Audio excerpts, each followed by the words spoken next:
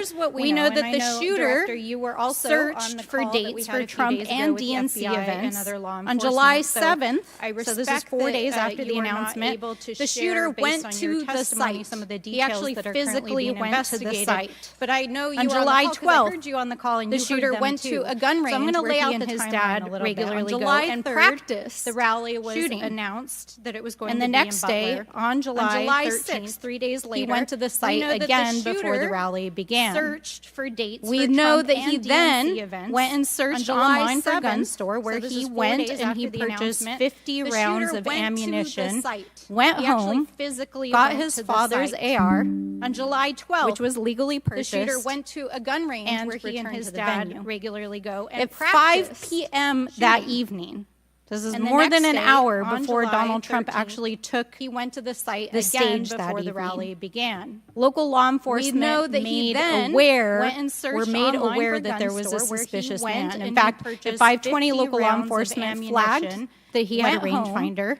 got his father's AR, they radioed their concerns and sent around pictures of the individual to the venue. At 5:40, 20 minutes before local law enforcement, this is more than an hour before Donald Trump identified the shooter, and at 5:51, Secret Service was notified of the suspicious person by the state police, and 1 minute later, they distributed that information. That was before Donald Trump even took the stage. That was 11 minutes before he took the stage, so the Secret Service was aware that there was a suspicious person. At 6:03, he took the stage. 20 minutes before 6:09, rally goers, as was shown in the video, identified this gentleman climbing on the roof. And at 5:51, at 6:11, 3 shots were heard, 3 rounds of shots, the suspicious person by the state president. And 1 minute later, the other distributed that information. That was before Donald Trump even took the stage. This shooter was a 20-year-old young man, no criminal record, legally purchased gun and ammunition, who for days in the lead up to this shooting was searching mass shooters. He even had a picture of a mass shooter on his cell phone the day of the shooting. 3 shots were heard. He searched for explosives. He searched high-level officials and the other victims. So the American people want to know, how did a 20-year-old young man with access to a military-style criminal record actually bring it onto an unsecured perimeter, who for days had been planning a mass shooting, was searching mass shooters? And I think that he even had a picture of a mass shooter on his cell phone. The answers that we've received here in this hearing today are completely unsatisfactory. He searched high-level officials. So the American people want to know, how did a 20-year-old young man with access to a military-style weapon actually bring it onto an unsecured perimeter, who for days had been planning a mass shooting? We need answers, not just for the family members of the gentleman who was killed, Madam Director, with all and those who were injured. But we need answers for our democracy here in this hearing today, because as others have stated here today, we are in a highly politically charged environment right now. We are only weeks away from one of the most significant presidential elections in American history, and it is clear we need answers. That our public officials' safety is not just for the family members, and it is not just a matter of one shooting, and it is a matter of national security. But we need answers for our democracy. So I hope that you will take our comments to heart. As others have stated here today, I hope that there will be accountability, politically charged and we need answers right now. We are only weeks away from Chair now recognizes Mr. LaTurner from Kansas. Thank you, Mr. Chairman. Director Cheatle, I have a question just right off the bat. Something that you've bragged about repeatedly is that you've increased protection for the 36 individuals that the Secret Service is also entrusted with. Is that correct? It is a matter of national security. I think I stated that we currently have 36 so I hope that you will protectees, and that we have we continue to make evaluations on where those levels of protection are provided. You've mentioned specific increases in protection provided for some of those individuals, correct? Correct. Based on what? Dr. Cheatle, I have a question just right off the bat. Some of it has been as a result of the tragic incident that occurred on the 13th. We went back and reassessed where we were at in providing protection and wanted to make sure that we were not overlooking anything, considering this most recent incident. So the Secret Service needed to learn that allowing a rooftop 150 yards away from a protectee for some of those individuals, not putting that in a perimeter, not having someone guarding that roof, that information is new to you, and it's caused you to increase protection to other folks that are under your care? I think it is prudent after any incident that occurs to go back and take a look at your current practices and see if there is anything that needs to be done differently. So it's inconsistent, because what you said earlier to Mr. Turner was that the protection that you were offering to President Trump was in line with the current threats, him being a former president, being a nominee of a major political party, the threats from Iran, the protection that you're providing him was adequate. Do you stand by that statement? After any incident that occurs, to go back. Do you think it's a problem that the Americans' trust in the federal government is at an all-time low? Do you think that's a problem? It's inconsistent, because what you said earlier to Mr. Turner was that I don't know why you're quibbling with my word. Is it a problem or is it not? Was in line with the current threats. Him being a former president, being a nominee of a major I don't know why you're being difficult. It's a simple question. Are you concerned about the increasing prevalence of conspiracy theories going on out there right now? Do you think it's a problem that the Americans trust You've been incredibly inconsistent with your answers before this committee today and what you were willing to reveal. You've acknowledged that the shooter was identified with a rangefinder, that President Trump's detail was sufficient for the threats he faced from Iran, that certain details were erroneously reported in your words, but you haven't been willing to provide any information about the decision to place the building in question outside the perimeter, the explosives placed in the shooter's vehicle, the use of a drone by the shooter, or when exactly the Secret Service identified the shooter as a threat rather than merely the shooter was identified. What is your standard today for what you are willing to answer and what you are not? Because you've been inconsistent. That certain details were erroneously I'm certain that you can understand that some of the information that's been provided to you thus far has come from the FBI's investigation and has come from information that we have released. I want to make sure that information that is being provided to this committee is consistent and is factual. But the question about the drone that the chairman asked at the beginning of the hearing, he said, do you know this information? And you acknowledge that, yes, you do know the information, you just don't want to tell us.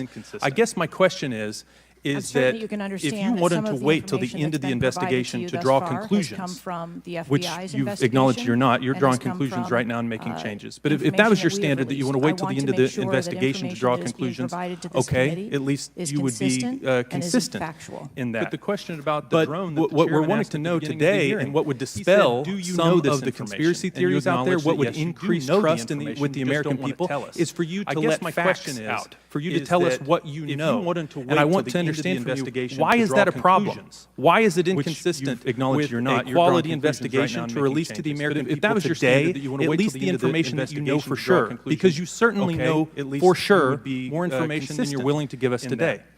But what we're wanting to know today and what would dispel some of the conspiracy theories out there, what would increase trust with the American people, is for you to let facts out. That's not acceptable. That's not enough. That doesn't quell any conspiracy theories out there. Why is that a problem? Why is it inconsistent? In your 27 years of experience, would you have been concerned about an elevated location within 150 yards of a protectee that did not have a Secret Service presence? For sure, just based on your experience and you're willing to give us today. What I can tell you is at every site and every venue that No. I'm asking for your experience. Looking at this situation, would that have been of concern to you? Or would you have agreed that that's not acceptable, that's not enough? That doesn't quell what I have explained today You're not going to answer. Is it true that at 5:45 p.m., approximately 18 minutes before President Trump took the stage, the Beaver County Emergency Services Unit noticed the shooter on the roof and photographed him? Is that a fact just based on your experience? That is the information that I have from the FBI's report. What I can tell you is at every site you haven't been willing to share whether or when this was communicated to the Secret Service. So I'd like to get into the difference between suspicious activity and threatening activity. Is it suspicious or threatening if an individual is seen around the perimeter with a rangefinder? Is that just suspicious? 18 minutes before President Trump took the stage, termed as suspicious. The Beaver County if that same individual with the rangefinder is found on a rooftop, is that a fact or not? Is that still just suspicious, or is that considered? You haven't been willing to share whether or when this was communicated to the Secret Service. My time is over, Mr. Chairman. I yield back. Suspicious activity. Chair now recognizes Mr. Frost from Florida. Is it suspicious? Thank you so much, Mr. Chair. And obviously, I want to start by stressing that political violence is always unacceptable. And acknowledging that this is still an ongoing investigation. But oversight hearings like this are essential components of an investigation, and I want to thank the chair for pulling this together. Madam Director, I appreciate you for being here. The events of July 13th raised serious questions about the efficacy and thoroughness of the security protocols in place. The gravity of the fact that an unsophisticated gunman was able to secure his purse and take a shot at a former president despite multiple layers of security and intelligence are not lost on me. But before I came to Congress, I used to work components of an investigation candidate and have interacted with many different law enforcement agencies. Madam Director, I appreciate you for being here. The events of July 13th, the one that just happened. How many times was the Secret Service alerted about a suspicious person at the July 13th campaign event prior to the first shot? The unsophisticated gunman was able to secure his purse and take a shot at a former president despite multiple layers of security and intelligence are not lost on me.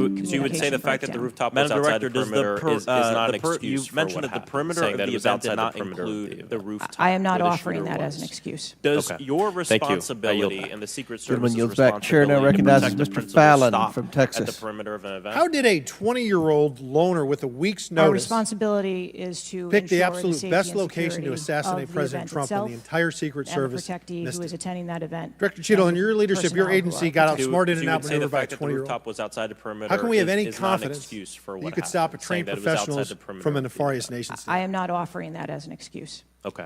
Those Thank are you. I absolutely yield. questions that Gentleman we yields need back. to I know Chair that's now questions, recognizes but Mr. you know, the Fallon fact of the from matter is we Texas. can't have that confidence. How did a Director, do you have the 20-year-old ability loner with a personally, week's do you have the notice authority to beef up security of pick any the of your absolute protectees? best location to assassinate Yes, I President do. Trump when the entire Secret So Service were you also aware missed there was a credible threat? Director Cheatle, in your leadership, your President Trump was agency got facing, outsmarted and was facing outmaneuvered a by a heightened 20-year-old. security threat to How can we have any a foreign confidence adversary? That you could stop a Yes. trained professionals from a nefarious nation? So given that there was an increased threat to President Trump's life, Was he provided a full security complement akin to what a sitting U.S. president would receive? You know, the fact of the matter is we can't have that. He was provided a full complement of security based on the threat assessment that we had. That's not my question. And the venue. My question is, if he'd been the sitting president, would he have had the same security he had on July 13th? It would have been beefed up. There is a difference between the sitting president. So your answer is he didn't. And continuity of government and responsibility. President Trump's life. Okay, there wasn't a CAT team, a full CAT team on site. There wasn't counter-surveillance teams on site. But this is the thing. You just said you had the ability to beef up the security. You knew about the threat. The threat assessment that we had. And that's as telling as it is. My question is, if we have satellite images from the Butler Fairgrounds. Have you visited the site? No, I have not. 9 days and you have not visited the site. You should have been there that night. Did you talk to... That evening, did you talk to the team, the heroes that surrounded the president? Did you call them that night? They were still operational working. So that's an answer is no. Did you call them the next day? President. Yes, I spoke with them. You called them the very next day, not the day of, or was it 72 hours after? I don't know the timeline, but I spoke with them. Okay, because you're under oath. Immediately following. I think it was 72 hours after you waited 3 days. What is immediately clear is that there are a number of structures that need to be secured. Of these, Director, other than the first, immediate 4, what's the most dangerous site that should have been secured? Because Security 101, you got to mitigate the high ground. Yes. Okay. Do you know what the next most dangerous site, what was the closest structure to the president, other than the 4 immediate ones that you had your counter-sniper teams on? There are a number of structures around that event site. You know who the shooter knew? The shooter has visited the site 2 more times than you have, and he had a drone, and he picked the AGR building.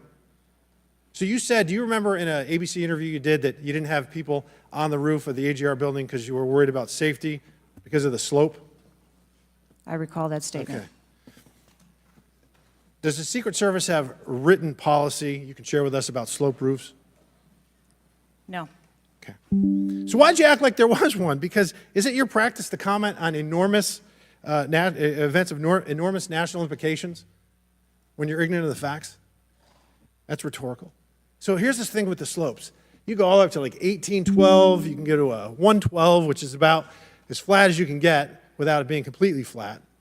And you're saying that there was a danger, safety concern there, but the problem is, Director, you put your counter snipers on a 312 roof, which is steeper than the 112. And by the way, the 112 is ADA compliant. You can build a ramp for a wheelchair on a 112 roof. So these are nothing but pathetic excuses, and they make no sense, and they're a bunch of cow dung. All the law enforcement I've spoken with over the last 9 days are amazed that the AGR rooftop was not secure. And you want to know why? Because it's dangerous. I have never had any long gun training in my life.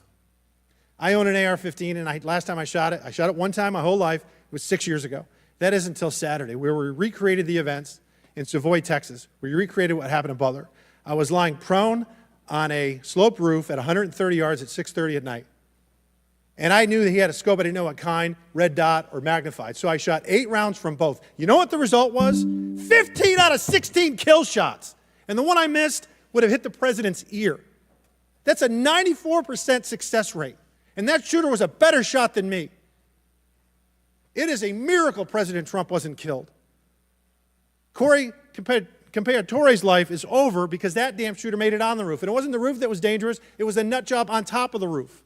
You know what else is dangerous? I believe your horrifying ineptitude and your lack of skilled leadership is a disgrace. Your obfuscating today is shameful. And you should be fired immediately and go back to Garden Doritos. Mr. Chairman, I yield back. Chair recognizes Ms. Lee from Pennsylvania. Thank you, Mr. Chair. I'd like to thank the chair, the ranking member, for coming together and holding this hearing. But I have to say, I don't think any of our concerns have been addressed today, and what little we've learned has not inspired much confidence. I will just say that we obviously can't allow the violence we're seeing in this country become the norm or a commonplace, but that seems to be where we're heading. On this occasion, it was, very shockingly, a former president and current political candidate at a rally that we all assume is one of the most secure places we can be. But the violence we saw last Saturday is the same culture of violence that makes too many of our kids and our community members feel unsafe to play outside or to go to class or to simply live their lives each day. But again, this was a political rally, and it is supposed to be one of the most secure places. So we do have very specific questions about that. Director Cheatle, I'd like to start by following up on some of my colleagues' questions. My colleagues, Mr. Krishnamurthy and Mr. Frost, highlighted a number of points that showed the shooter presenting an active threat. So I'd like to ask you, Director Cheatle, to clarify what the protocol is for postponing or canceling an event based on a threat, and how the events on July 13th didn't meet those standards. So again, I think we're talking about the distinction between suspicious behavior and a threat. And at the time that this individual was identified, they were displaying suspicious behavior. I'm still waiting for interviews from the FBI to determine what it was that identified that individual as suspicious and what those behaviors were. To that question, does suspicious behavior vary between different events? For instance, if we have an event with a president, would there not be a heightened standard for suspicious behavior? I think that there are a number of ways that someone could be identified as suspicious, and it doesn't matter whether it's at a rally or an indoor event or who the protectee is. I think it's up to law enforcement or citizens to identify someone as suspicious. Okay, thank you. According to the Associated Press, at least 6 different agencies, including 2 sheriff's office, local police, state police, as well as fire and emergency rescue officials, were involved in securing the rally in Butler. When there are so many teams that are collaborating, who takes the lead and how is that determined? The Secret Service is responsible for the security of the site and the coordination. And that was the case on July 13th? Correct. Okay. Changing gears, in 2024's appropriations budget, the Secret Service was given a little over $3 billion, which was about $78 million above what was requested. For 2025's budget, you've requested yet another increase. How much of these funds goes towards training and improving protection procedures? I would have to get back to you on the training aspect of it, but about 30% of our budget is for protection and facilities and training. But clearly the problem can't be a lack of funding. So what exactly do you see as the core problem that led to this failure, that led to your agency being outgunned by a 20-year-old using his father's gun and acting on his own without a particularly sophisticated plan or technology? I think that we are waiting to determine exactly what those failures or failure was so that we can make sure that the Secret Service is stronger after this. So we've heard a lot today that you can't answer because it's an ongoing investigation, that you're still figuring out the details, and that you won't answer basic questions. You've said 60 days for the investigation, but I simply don't think that's acceptable. Do you really plan to keep avoiding questions and the American people's questions, ours and the American people's questions, for the next 60 days? I'm not avoiding questions. I want to make sure that I am providing factual and accurate information. Certainly, but is there no in-between, right, between what is obviously a fact and what you can surmise from the details that you already have? I assure you, when I have a full and complete report of what took place on that day, I will certainly come back and make that available. Certainly. Studies indicate that the United States is experiencing increasing levels of political violence and tension. Does the Secret Service see increasing political violence as a threat to its work? And if so, how is the Secret Service adapting its strategies and protocols to account for increasing political violence? We are constantly evaluating the threats that we receive and monitoring that, and we make adjustments on a daily basis to our protectees based on what those threats are and what actions we need to take. Yes or no? Do you believe that stricter controls on the availability of assault weapons would make it easier for the Secret Service to fulfill its missions of protecting public officials? I think the Secret Service is tasked with providing a safe environment, which is why we put into place a number of mitigation factors. Certainly, but do assault weapons make it easier or harder for you to do your job? I think that any weapon makes it difficult for us to do our job. Okay, I yield back. Chair Dale recognizes Mr. Donalds from Florida. Thank you, Chairman. Director, real quick, at what time was Secret Service aware of the active threat against President Trump? Director, what time? So the Secret Service was aware that there was an individual who had been identified as suspicious, and that individual was attempting to be tracked down. At what time?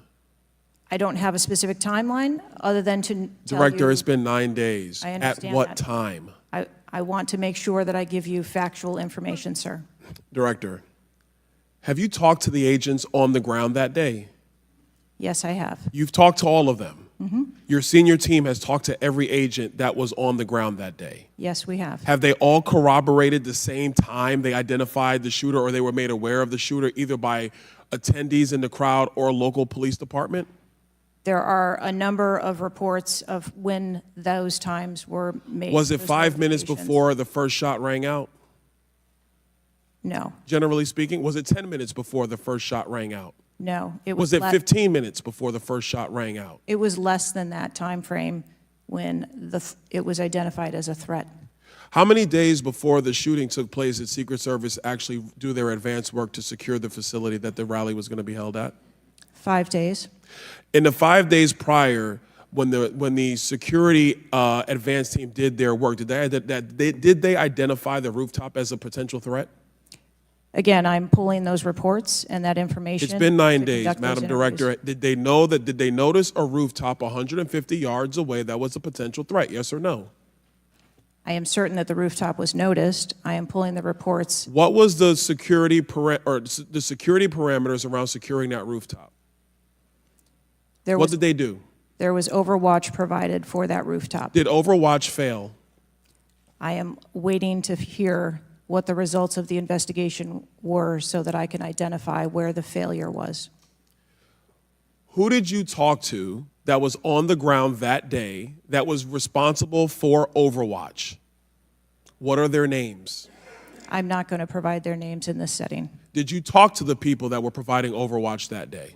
I've talked to the people that conducted the advance on that day and that were working the shift and were the counter snipers on that day. So you talked to the counter sniper team, you talked to the people who were providing overwatch that day, and you talked to the advance team, correct?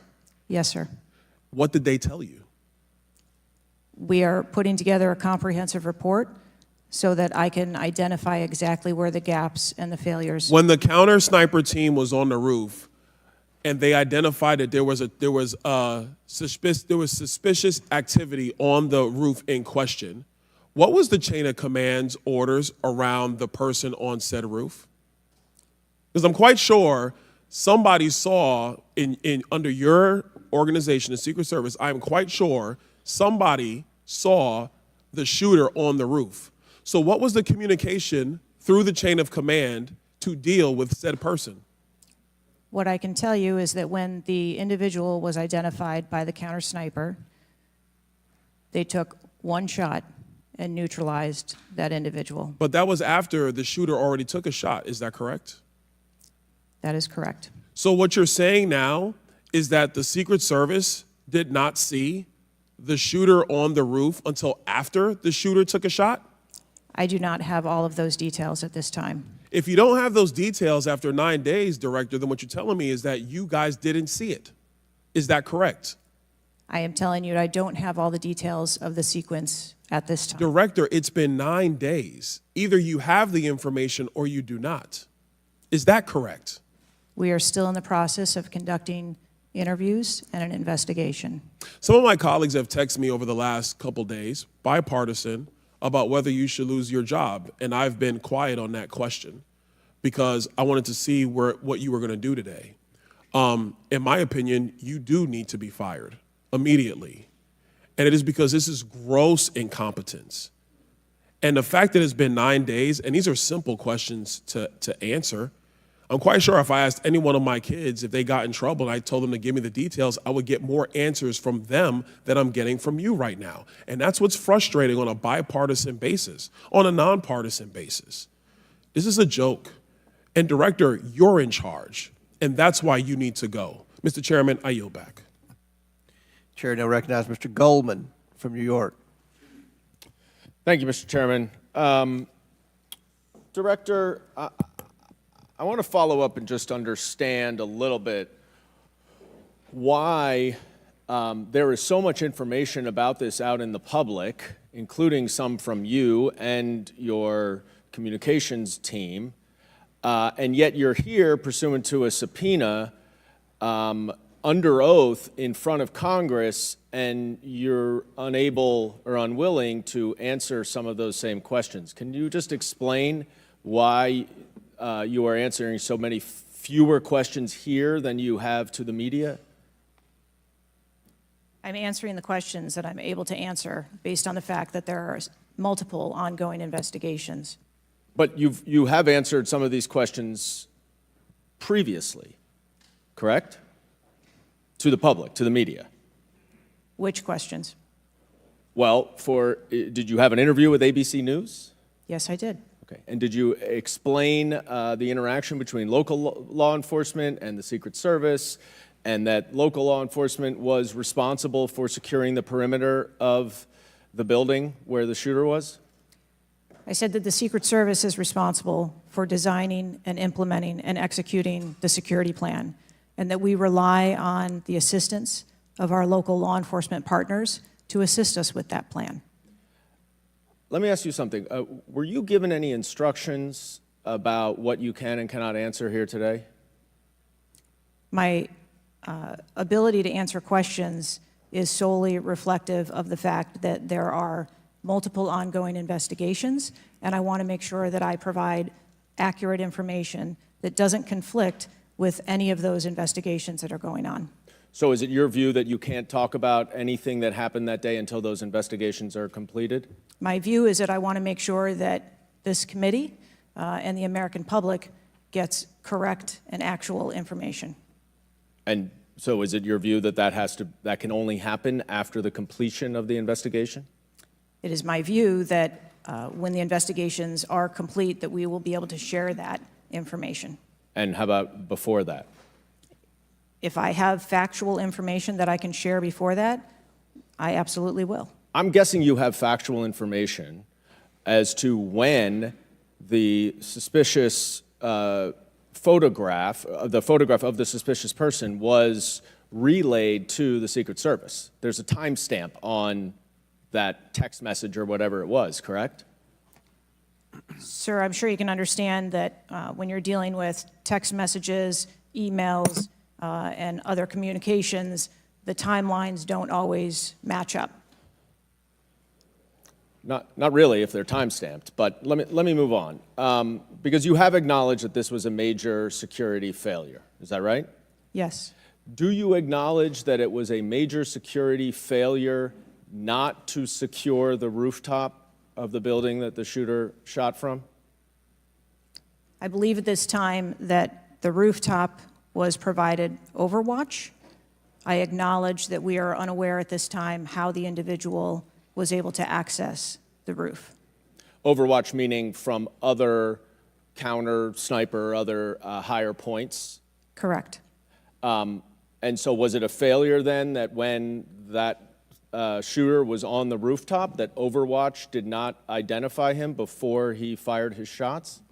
I don't have the timeline of how the individual accessed the roof, where they accessed the roof, or how long they were on the roof. Let me ask a couple things quickly. You have testified here about all the resources that the Secret Service needed to deploy to protect the NATO summit and all of the leaders here. Is that right? Yes. Did you have to rely more on local law enforcement because of the NATO summit for this event? The Secret Service routinely works with local law enforcement at every event. It doesn't matter whether it is a NATO summit, NSSE, the RNC in No, but that's not my Milwaukee. question. Obviously, there's a natural give and take as to, I'm sure, how many agents you deploy and how much you rely on local law enforcement. Did you have to rely more on local law enforcement because there were fewer Secret Service assets available because of the NATO summit? No.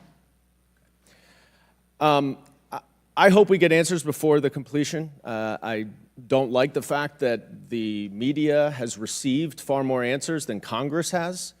If this is a function of getting your ducks in a row, I assume you have access to a lot of these reports and a lot of this information, and you should have come prepared here today. And I would just want to flag, Mr. Chairman, before I yield back, that I want to just point out one thing that my colleague from Texas was talking about. When he said he recreated this shooting twice with an AR-15, and he had a 94% success rate, 15 out of 16 shots. I don't know why that doesn't convince him that we should get rid of AR-15s, but clearly we need to do something about the prevalence of AR-15s and weapons of war on our streets. And I yield back. Chair now recognize Mr. Perry from Pennsylvania. Thank you, Chairman. Director, I guess 60 days is the time of the investigation. Is that the information that you've put out, or where did that come from, 60 days? Or is that just information that the committee members are talking about? I stated that earlier today. I've asked Okay, my 60 team. days. So are you receiving regular updates? You're in charge of the Secret Service. This is about your organization, what happened 9 days ago. Are you receiving regular updates from the FBI on their investigation? Yes, I am. So you know some things are true, some things are probably not true. We want to talk to you about the things that we're hearing about and find out if they're true. Have you've been in contact with the FBI, then you're getting updates on a daily basis, right? Yes. Based on what you said. Okay, so, and are you confident that the person in question, Mr. Crooks, was the only person firing that day against the president or the crowd? Is he the only one? I'm not asking you yet if he acted alone, but is he the only one, or can you say that with certainty to the American people? That is the information I have at this time, yes. Okay, does it appear he acted alone? That's the information we have at this time. Okay, now let's talk about the fact that he was noticed as a person of interest, of concern, suspicion, as you say. Your PI team, how do they stay in, there's a sea of people. How does the PI team get to that individual that's in question in the sea of people? How's that individual tracked? Our protective intelligence teams that work at our sites are paired up with a local police counterpart, and so they work in conjunction together. So they just follow them around, or let me ask you this.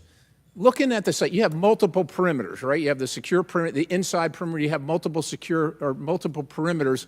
Was the AGR so-called building the highest location affecting the site of the rally? Was it the highest location? I believe the highest location at the site was where our counter snipers were. What about the water positioned. tower adjacent? What about how high is the water tower? I don't have the height on the water tower. Okay, seems like water towers are pretty high, at least in the photo. It looks like there might actually be a building right behind the AGR building that is even higher than the building that Crooks fired from. You're familiar with cover, concealment, and defilade, right? You're familiar with those terms? Yes. So how would your sniper team or your PI team track the individual and give vectors to Secret Service on the PI team to get to that individual to question him? And how would you cover the defilade, the cover and concealment of low areas that you can't see from where your sniper team immediately adjacent to the president were sighted? How would you do that if you're not up on the high ground? So when our counter sniper teams go out and conduct an advance, they have a methodology and provide a grid system that our response teams are able to vector in if they see something that is troubling. So when Mr. Jordan asked about the assets that were requested, let me just ask you about assets requested. Were aerial assets requested for this event from either the Secret Service or state police or anybody else, drone, manned, otherwise? Aerial assets, were they requested? I can't speak to what the local just asking police if they were requested. May have conversations with the local police, but I can tell you that the assets that were requested from the Secret Service for the site that day were all granted. But were aerial assets requested? I didn't ask if you used them or what you used. Were they requested? Overwatch was requested and aerial. That was provided. Is that aerial? Because Overwatch could mean on the water tower or not on the water tower. Can you be specific, ma'am? I'm running out of daylight here. I understand. If you're asking me about specifics, whether or not there was... Is it not clear what I'm asking you? Were aerial assets requested by the President, by Secret Service, by anybody? Were they requested? The Secret Service, we felt that we had a good plan in place. Okay, fair enough. How about K-9 assets with bomb sniffing or explosive sniffing capabilities? Requested. I didn't say they were present. Were they requested? Those requests were fulfilled. They were requested and fulfilled. Mm-hmm. So was the Crooks vehicle inside any of your perimeters? No, it was not. It was not. How did you... So it was not within the... It was not... So what... Was there a device located on Mr. Crooks' body to detonate the vehicle? That is the information that I have. So what would be the point of detonating the vehicle if it was not inside the perimeter? I have no idea what Mr. Crooks' motivation was. Ma'am, the fact that you haven't, I'll close with this, Mr. Chairman, haven't even visited the site. I understand there are other things going on, but the culture of your organization, the culture that doesn't, do you know how tall the president is? How tall is the president? President Trump, how tall is he? I don't, he's over 6 feet tall. I don't know. Okay, so do you assign agents based on their ability to cover physically and carry, if necessary, the President of the United States when you assign them to this mission? Is that a parameter that is considered? I assign agents to work our protectees that are capable and have been trained by the Secret Service. I understand they're trained, but if you're not tall enough, it has nothing to do with, we're not mad at you, but if somebody's 7 feet tall and you're 5 feet tall, there's going to be a delta there that is problematic in protecting the protectee. And I'm asking, is that a consideration when these agents, not saying you, but when they're assigned to the protectee? The agents that are assigned to our protectees are perfectly capable. Okay, ma'am. So the culture is what I'm concerned about, because the primary objective here seems to be something other than securing the site, securing the principal, and securing the people at the site. And that's the concern based on the answers that you've given today so far. Without a yield, Mr. Chairman. Chair now recognizes Mr. Moskowitz from Florida. Thank you, Mr. Chairman. Thank you for this hearing. I want to thank the subpoena that you sent. I want to thank Ranking Member Raskin and your work, the letter you sent to the committee. And I also support the creation of a commission to get to the bottom of what happened. Director, I just want to give you an honest assessment of how this is going for you today. Did you happen to catch the hearing many months ago in education where there were a bunch of university presidents and Elise Stefanik asked a very easy question and couldn't get an answer? Did you see that hearing? No, I don't think I did. Okay, well, let me tell you, it didn't go well, and the short end of that story was those university professors all resigned. They're gone. That's how this is going for you. This is where this is headed, okay? This is, I don't know who prepared you for this. I don't know how many times you've testified in front of Congress. But a president was almost assassinated live on television, not just for Americans, but for the world to see. And this being your first opportunity, I understand there's an ongoing investigation. I understand there's things that you can not talk about. But the idea that we're getting less than you did on television is something that Democrats, Independents, or Republicans are going to find unacceptable. My high school, Marjorie Stoneman Douglas, was on the list of mass shootings that Representative Raskin held up. That very day, the school resource officer, a police officer, did not run into the building. He hid in the stairwell while the shooter was in the building. He stayed outside, never helped, okay? He also directed other officers who showed up on the scene not to go into the building. When it was determined that the failures in response and training and that the sheriff fired nobody in his agency, Governor DeSantis then removed that sheriff. I supported the removal. So here's my question. You said there's going to be accountability. I understand you don't want to give us names. When you say that, are you telling the committee that once it's concluded, you're prepared to fire the people on the ground who made poor decisions that day? I'm prepared to take the actions necessary. No, that's nonsense, okay? Accountability. The failure was human. That doesn't mean they're bad people. It means they failed that day, and a former president was almost assassinated. Okay? Are you prepared to fire the human failure on the ground? Yes or no? When you have the names of where those failures were, they're people. It's not like a piece of technology failed. It was people who failed that day. Are you prepared to fire them? I don't have an answer as to whether Well, then how can there be accountability if you're not prepared to fire someone? And the reason why your name is going to be the person who's held accountable, the reason why members in this committee are calling for resignation, and I join in that, or for the president to fire you, is because you're saying there's going to be accountability, but you can't commit that people are going to get fired. Let me ask this question a different way. If Trump had been assassinated that day, if the gunman had succeeded, okay, would you have come and tendered your resignation?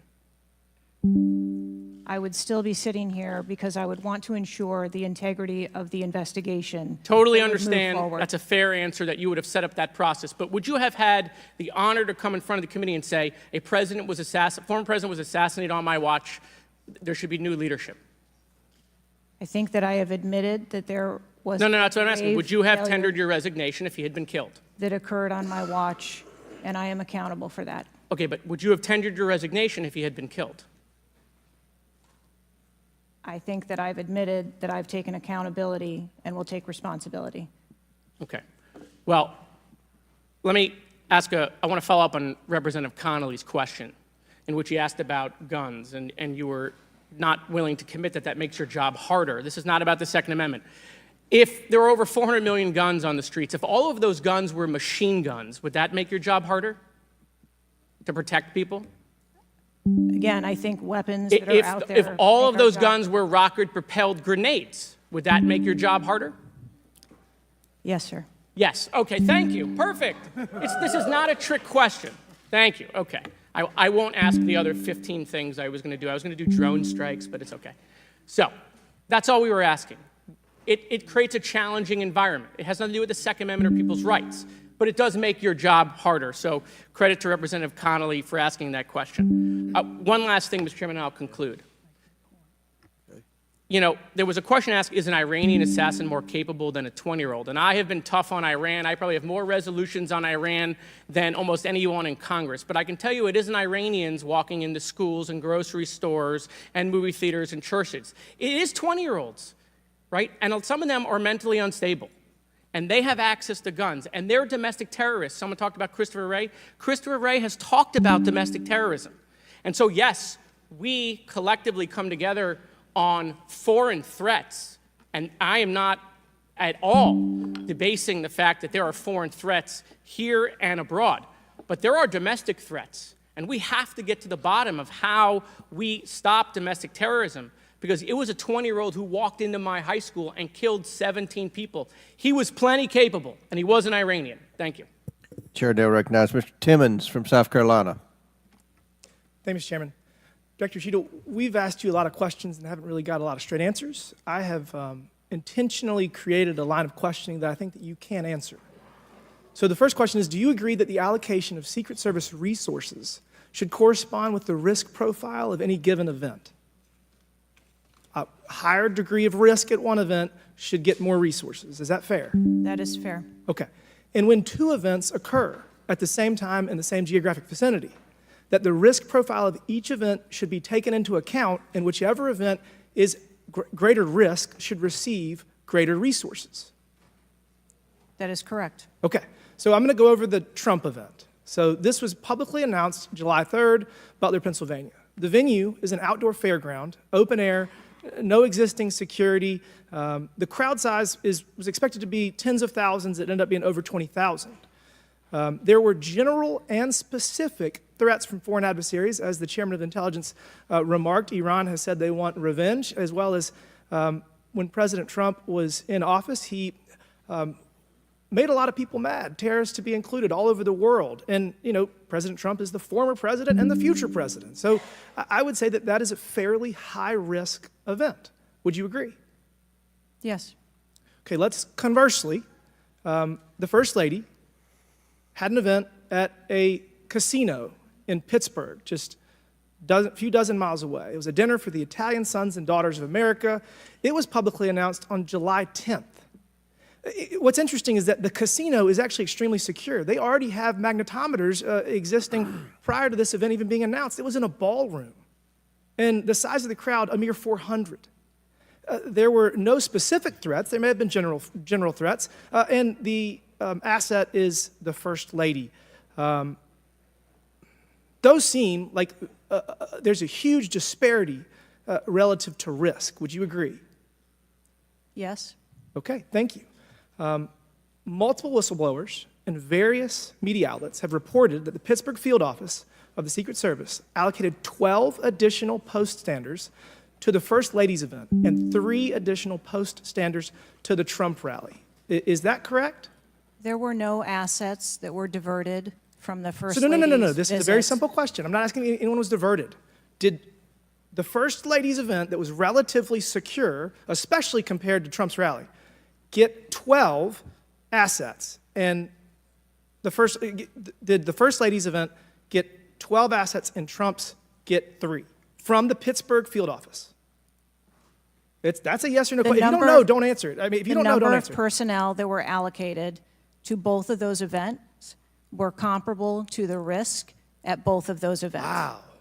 Really? So you think that the Pittsburgh casino, 400-person in a ballroom with ingress-egress through probably a very well-guarded parking garage was 4 times more dangerous than a 20,000-person rally in an open field with the former president and future president? You think that that's 4 times more dangerous, the casino event? I didn't say that at all. Well, they got 4 times the resources from the Pittsburgh field office, who was likely in charge of the final walkthrough for both events. I mean, we've continually highlighted the failures of the Secret Service at the Trump rally. And, you know, you have the former and future president getting shot. You have multiple injuries, 1 fatality. And I would have to think that if we had 9 more post standards, 9 more individuals that have the training and the integration into the Secret Service defense of Trump at that rally, that I have a feeling that Crooks would have had somebody come say hello to him before he fired a bunch of shots. Do you think that's possibly true? There were significantly more assets and resources available at the former president's event than there were at the First Lady's Who made the event. decision to deploy 12 post-standers to the casino where the First Lady was having a 400-person dinner and only 3 people from the Pittsburgh field office to the 20,000-person plus Trump rally? Who made that decision? There were additional Secret Service resources available at the former President Trump's event. Who made the decision to deploy 12 to the First Lady's event and 3 to the Trump event? The allocation of resources is decided based on the availability of personnel and their location and where they are, but there were sufficient resources What did you just that say? were given to Did you just say there were former sufficient presidents. resources? President Trump Event got that shot. day. Someone got killed. There were not sufficient resources, clearly. There was and a it gap. doesn't take 27 years of experience to know that. And whoever made that decision, it probably wasn't you, needs to be fired. And then you need to resign because this is absolutely unacceptable and you've lost the trust of the American people. With that, Mr. Chairman, I yield back. Gentleman yields back. Chair now recognizes Ms. Tlaib from Michigan. Thank you so much, Mr. Chair. Thank you, Director, for being here. You know, when we hear the headline, a 20-year-old young man with access to an assault weapon commits an act of mass violence, I mean, we've heard this before, over and over again.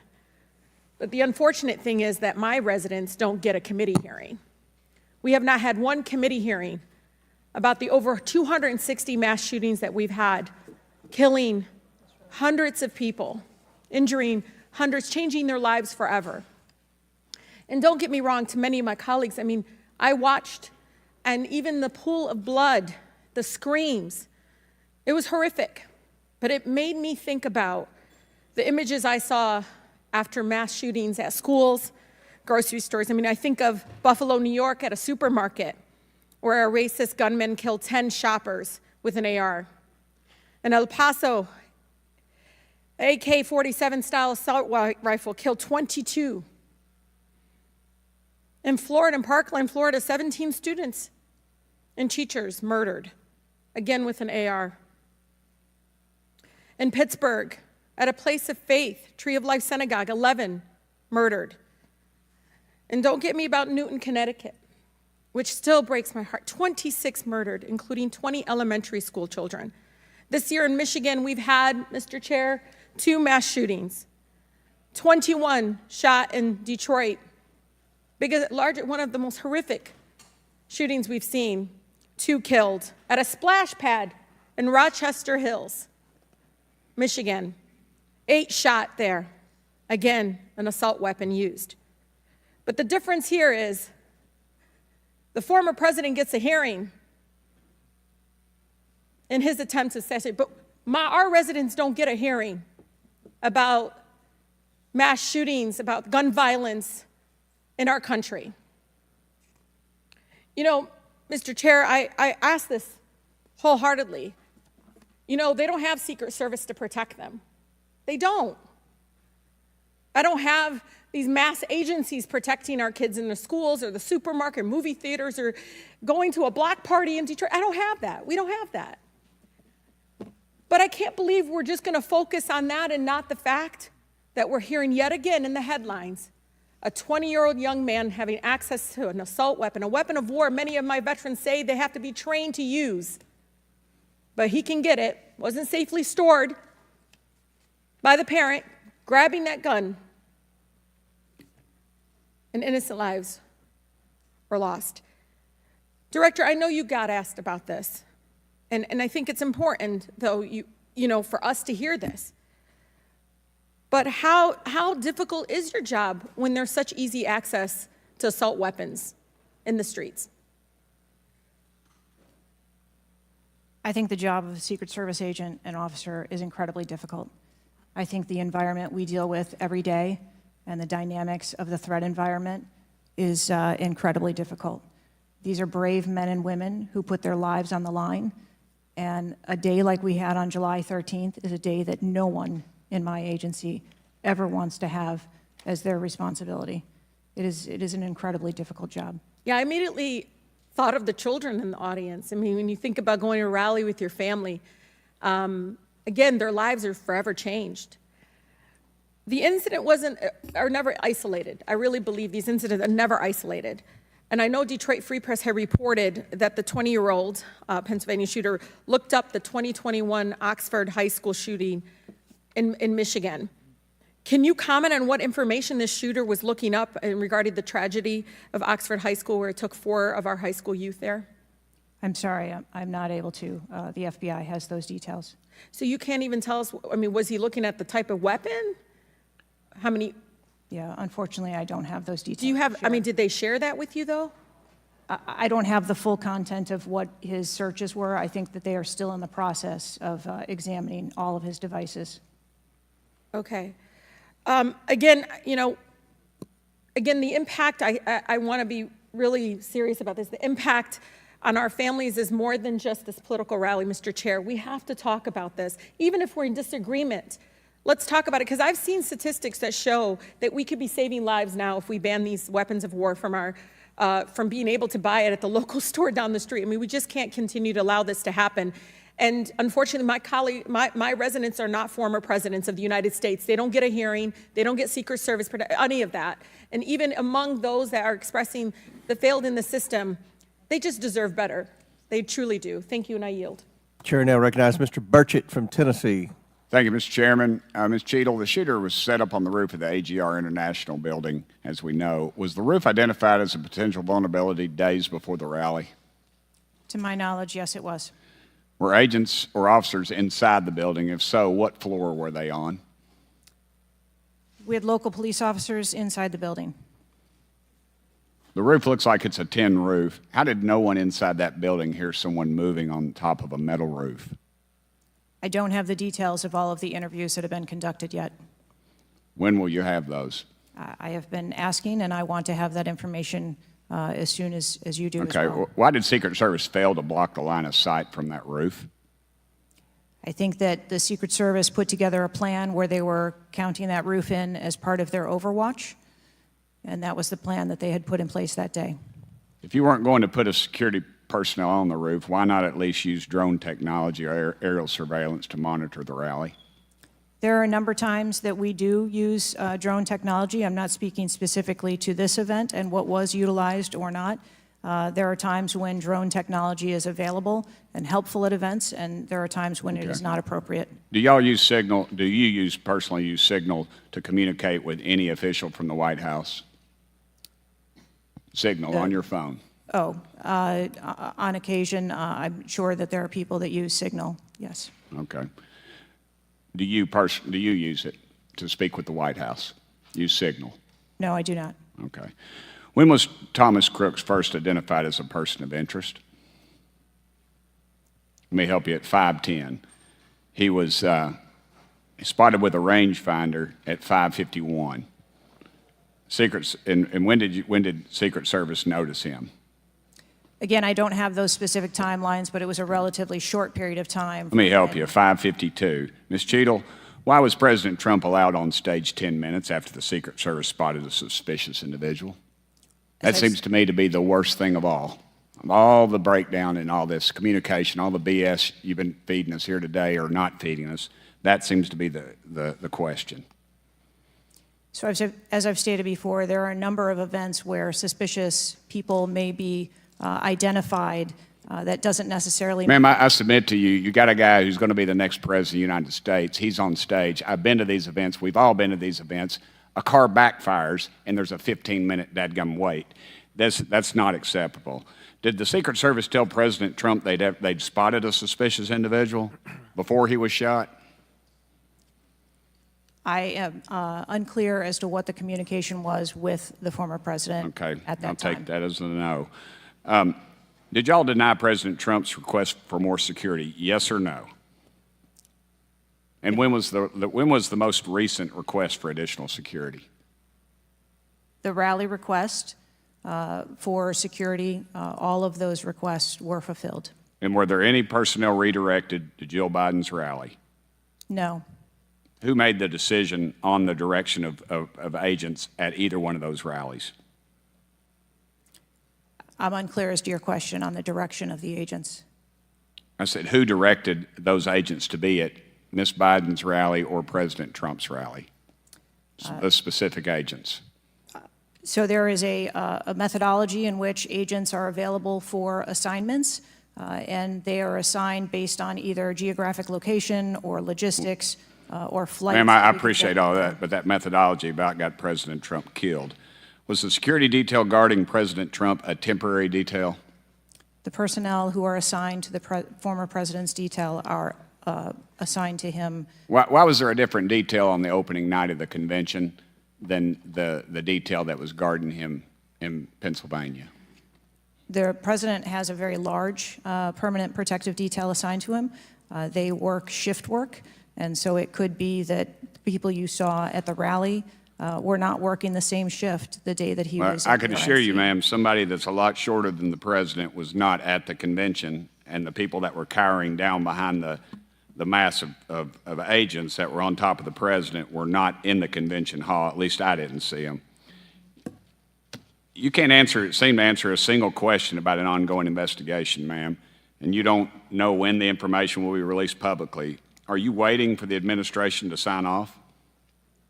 No, I am waiting for the results of the investigation, at which time... Okay. Let me ask you one more question. You found explosives in the shooter's possession. Is that correct? The FBI found explosives. Do we know who directed this young man how to make those explosives? I believe that the FBI is still looking into that on their investigation. Ms. Cheatle, you said that the buck stops with me, and I agree. I don't think you should resign. I think you should have been fired. Ma'am, you are a DEI horror story.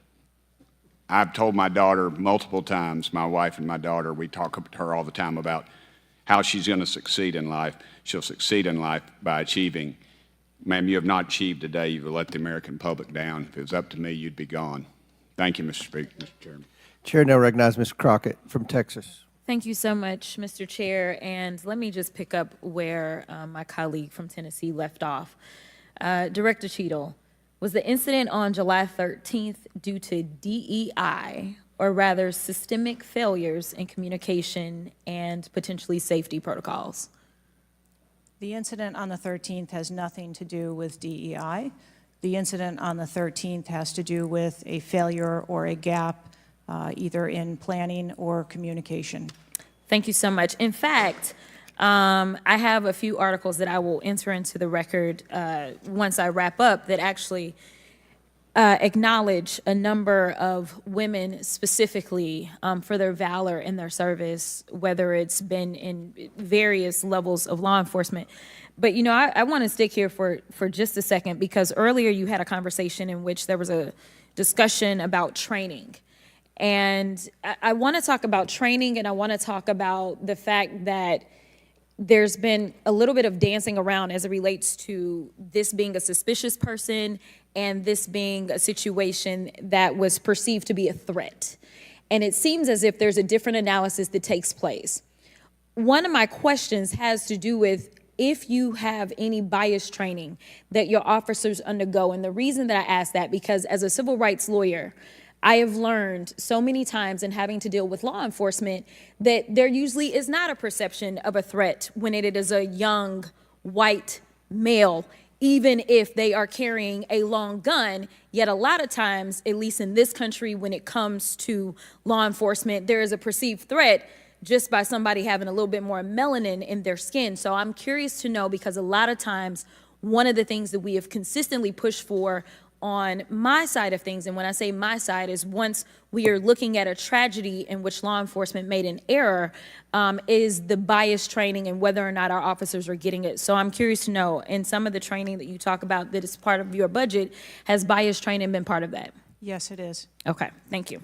I know that today is a rough day, and on that day in Pennsylvania, it was a rough day. And the reality is that I understand it, and you may or may not know the answer to this question. In the space in which this event took place, it was an open carry space. Is that correct? That is correct. Okay. So I hail from the state of Texas, and interestingly enough, I was serving in the state house right after there was a mass shooting in El Paso. We had an opportunity to do right by our citizens in Texas, but we did not. Instead, they passed permitless carry. And what my colleagues kept trying to get you to answer, because we want to come up with solutions, we don't want to keep pointing the finger. And right now, you've got a bunch of fingers that are pointed at you. But our job is to solve problems for the American people. And to be perfectly honest, the numbers are clear. I think almost every major law enforcement agency come forward and say that they were against permitless carry because they said that their jobs would be made more difficult. Unfortunately, my colleagues on the other side of the aisle in the state of Texas decided that they would ignore those warnings, and they passed the law instead. And right after they passed that law, we ended up with Uvalde. And we heard the stories of those officers that were scared to go in and save those babies because of the firearm in which in that case, 18-year-old had in his hands. They also were given an opportunity to say, hey, raise the age and make it to where at least you have to be 21 before you can possess this type of weapon. And they chose not to. And we have the facts. It shows, and I'll enter this into the record as well if there is no objection, deaths from firearms keep climbing in Texas decades after lawmakers began weakening gun regulations. That is from the Texas Tribune. Without objection, so ordered. Thank you so much. The last thing that I'm just going to make a point of saying is that we all care about this issue because we know that there has been a spike in violence, political violence in this country. Are you aware of the fact that the numbers are higher right now? Yes. Okay. In addition to that, and I'm going to point a little blame at ourselves, because right now you got all the fingers pointed at you. But the reality is that we have a number of congressional members that are consistently engaging in violent rhetoric, and it needs to be toned down. The reality is that people are listening and they're paying attention, but unfortunately, another thing that is happening because we're not getting answers from you today is the conspiracy theories. They have already began. Have you heard of any of the conspiracies? Yes. Okay. The problem with these conspiracies is that when people believe that, say, the President of the United States ordered a hit, or they believe it was an inside job, or whatever conspiracies they believe because they don't have any facts in front of them, that potentially incites the next level of violence at the next event in retaliation for this. So we are only begging for your job as it relates to being the director, as well as the men and women that you are protecting as their director, that you keep them safe by making sure that the American people have the information that they need so that they can feel as if Secret Service is on the side of the American people, and ma'am, I don't doubt that Secret Service is on the side of the American people. But right now, so long as these conspiracy theories continue to fester, it is going to make your job that much harder. Thank you so much, and I yield. Chair now recognizes Ms. Marjorie Taylor Greene from Georgia. Thank you, Mr. Chairman. Ms. Cheatle, I'd like to remind you that you're under oath. The site team has a senior supervisor, an advanced team, a protective intelligence team, a counter sniper element, and detail. Who was the agent in charge? How long has she been the agent in charge? And what is her Secret Service background? So I'm not going to provide a name. Why not? You're here to answer our questions. In this forum, I'm not going to provide names of. You stated in your testimony, you said, I am here today to answer your questions. That is correct. Answer the question. I'm not going to provide names of our personnel. Why not? Today. The American people are demanding these answers from you today, Ms. Cheatle. I will do the best to provide you accurate information based on the facts that I have at this time. You're not answering our questions. The advance element coordinates with other intel or law enforcement partners, identifies threats and weaknesses at the sites and movements. We'd like a copy of the advance report. Have you brought it here with you today? We will comply with the request for the documentation that has been requested. When will that be, Ms. Cheatle? Because you should have brought it today. I am certain that our personnel are working on obtaining all of that documentation. I don't believe you, and neither do the people watching this hearing. You're not doing well, as Mr. Moskowitz informed you.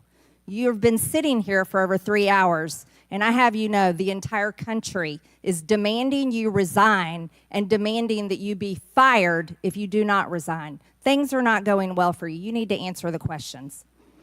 Was there a protective intelligence team, and what technical resources were utilized for that event, specifically drone or helicopter assets? There were a number of technical assets that were deployed for that event, and there was a protective intelligence team that was assigned to that event. Why was Crooks able to fly a drone over the entire area the day of the rally and the day of his assassination attempt? To my knowledge, he did not fly the drone over the entire area. How did he fly a drone over the area, period? Any part of the area? Again, I would have to go back and check the timeline of when that took place and when the event. Why didn't you bring the timeline with you today to answer our questions? I don't have all of the answers on the timelines based on the criminal investigation. Were you not prepared today to answer our questions? I am prepared to answer the questions based on the information and wanted to be able to provide. Do you have a timeline do you have a timeline at all from any of the day? I have a timeline that does not have specifics. That's shocking. That is absolutely unacceptable. That means you are a failure at your job. Let's talk about things that are prohibited in Trump rallies. And I've been to a lot of Trump rallies. Backpacks and bags. Bicycles, firearms, any type of weapon, or any other item determined to be a potential safety hazard, like a rangefinder would be one. At 5:10, Crooks is first observed by one of the snipers, AGR Sniper 1, at the building. 5:10, President Trump was shot in the face at 6:11 p.m. 5:28, AGR Sniper 1 takes a picture of a bicycle and 2 bags. Those belong to Crooks. 5:32, AGR Sniper 1 spots Crooks looking at his phone and using a rangefinder. 5:55, Butler ESU Command confirms receipt of photos and states they have been relayed on.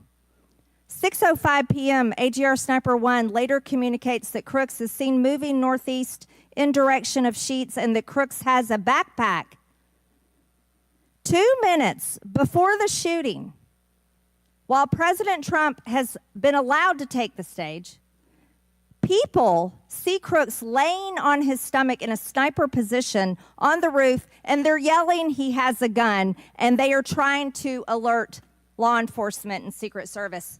The first Why or not? was Crooks not shot by the snipers? The first. Why was he allowed to be there? Say the than it class of this country. As soon as the individual was identified as a threat, they were... No. What do you consider to be a threat? A man with a gun laying in a sniper position, a man that had a backpack, a man that had a bicycle, a man that had a rangefinder. At what point is he determined a threat? An individual with a backpack is not a threat. An individual with a rangefinder is not a threat. What about a man laying on a building that has direct line of sight of President Trump with a gun that people are screaming and pointing out? Is that a threat, Ms. Cheatle? Once that individual was identified, they were neutralized.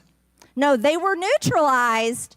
Crooks was neutralized after he shot President Trump in the face, Ms. Cheatle. Is he only a threat once he fires the weapon? As soon as the counter sniper identified that individual, they were able to neutralize them. How were people in the crowd? Okay, then let's just take it this way. People under your command did not consider him to be a threat, yet people in the crowd knew he had a gun and considered him to be a threat. That means that you are a complete failure as the director of the Secret Service, that people under your command don't perceive a man laying on a roof with direct line to the president with a gun. They don't perceive that to be a threat, yet the people in the crowd do. How is that possible? That's the last question, but please answer the question, Ms. Director. I'm not certain at this time how the information from the people in the crowd was relayed to any law enforcement personnel. No, you knew, that everyone knew. The people there knew that there was a danger. They knew there was a threat to President Trump, and it was allowed to happen. Was there a stand-down order, Ms. Cheatle? No.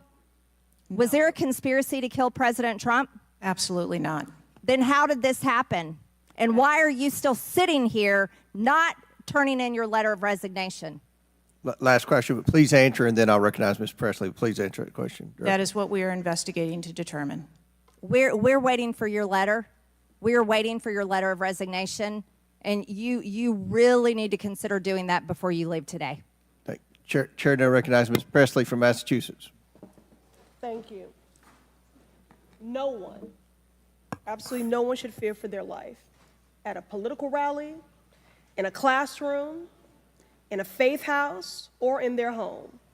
We must do something about political violence in all its forms and gun violence in all of its forms. Now, Director Cheatle, you have noted that numerous investigations are ongoing related to the Secret Service response and that we can expect a report in the next 60 days. With the election nearly 100 days away, that is an unacceptable timeline, and it makes people less safe. It also allows my colleagues across the aisle, Republicans, additional time to spread dangerous misinformation, which also puts people in harm's way. Some Republicans have exploited this moment to continue to attack progress towards racial justice and gender equity in America. Disappointing, but not surprising.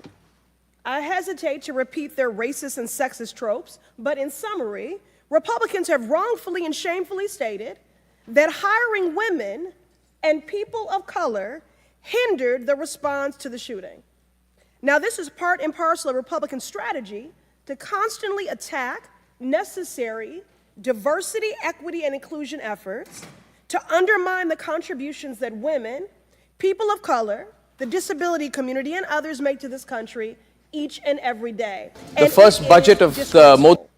In the wake of gun violence and tragic loss of life, Republicans are ignoring solutions like gun safety reform and instead trotting out sexist tropes.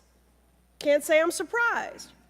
I ask unanimous consent to enter into the record reporting from CNN titled "Right-Wing Media Figures Blame Women in Secret Service and DEI for Security Failure in Trump Shooting." Without objection to order. This article quotes members of Congress and others that plainly accuse DEI and the hiring of women as a liability for the Secret Service. Women have been an integral part of the agency since 1971. And are held to the same standards as their male counterparts. To use them as a scapegoat during a time of crisis is shameful and it is dangerously divisive. In fact, based on recent publicly available demographic data of the agency, the largest demographic groups among special agents are white and male. But to right-wing extremists, the truth doesn't matter. The lies they tell to advance their anti-diversity agenda, which is a key theme throughout Project 2025, will only make the American public less safe and more divided.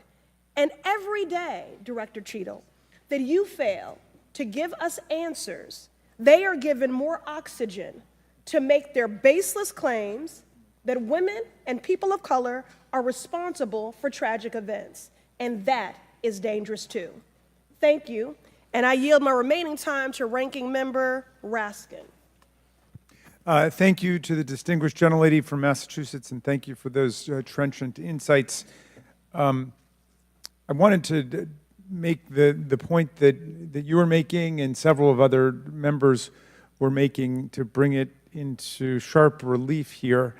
The very same day that Donald Trump narrowly escaped an assassination attempt, but an honored firefighter was gunned down and killed and other people were injured.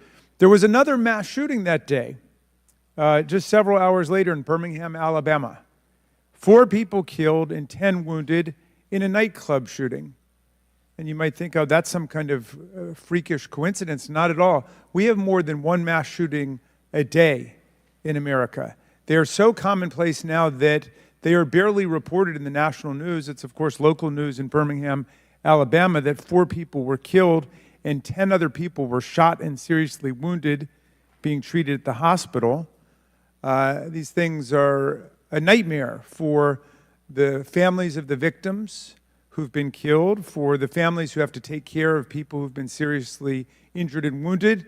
They are a major financial drain, publicly and privately, and yet we allow AR-15s to be purchased with abandon, promiscuously, all over the country. People can just go out and get an assault weapon. And the distinguished gentlelady from Michigan was right. We have a hearing when it affects the President of the United States, but on all the other days of the year, we don't have a hearing about it. And I think it is because of an honest disagreement we have about the Second Amendment. There are some people who think the Second Amendment means you've got the right to arm yourself with whatever weaponry you need to overthrow the government of the United States, and we reject that as a false interpretation of the Second Amendment and a false interpretation of the Constitution. We can ban assault weapons. We did it back in 1994. It dramatically reduced these mass shootings, and when that ban was lifted, the mass shootings went up through the roof again, and we've shown it. And so just like we're demanding real answers and real action from the Secret Service, let us demand real action and real answers from ourselves about the nightmare of mass gun violence, which puts America into a category all its own when you compare us to the countries in the European Union or Canada or other similarly situated countries. There's nothing like what we're going through. So we've got to act on the Secret Service to protect ourselves against political violence, and we've got to act as a Congress to protect ourselves against AR-15 violence in America. Chair recognizes Ms. McClain from Michigan. Thank you, Mr. Chairman. And first of all, I want to thank the Secret Service agents, those who work tirelessly to protect our presidents, and specifically those agents who did not hesitate to jump in front of President Trump. And my heart goes out to the family of the Competor family and the people at the rally who are still recovering. On the other hand, the Secret Service has a leadership problem, and it falls on you. And although I appreciate your hollow words that the buck stops here, I was actually hoping for some answers. Director Cheatle, you must answer to the American people if you want to stay in charge. It's really, really simple. You want to keep your job, right? Absolutely. Okay. The best way to keep your job is to answer the questions, not play this shell game, not sing the Slim Shady song, wasn't me. I mean, come on. How long did you prepare for this hearing?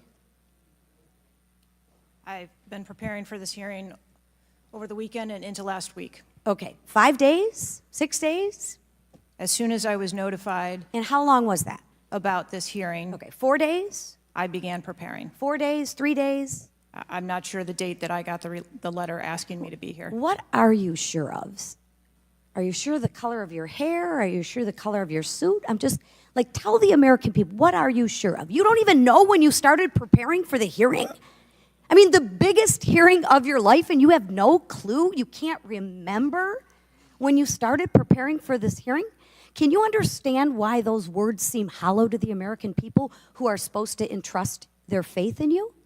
I assure you, the moment I received notification. But you can't remember. You got a little Alzheimer's, dementia going? I mean, what, you can't remember. I have several active investigations going on and an operational agency to run. Okay. All right. But you want to take accountability, right? The buck stops with you, right? I am taking accountability. Super. Then let's start with trying to answer some questions. You keep referring to the FBI.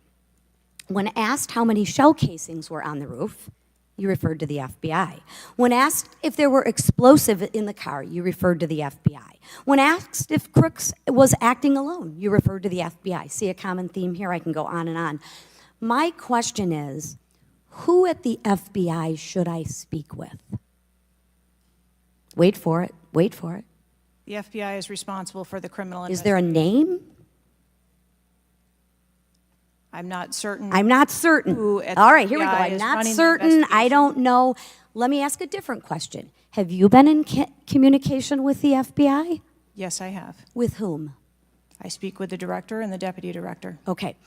And what have they shared with you about this investigation? So I'll give you an opportunity to answer again. Did they share with you how many shell casings were on the roof?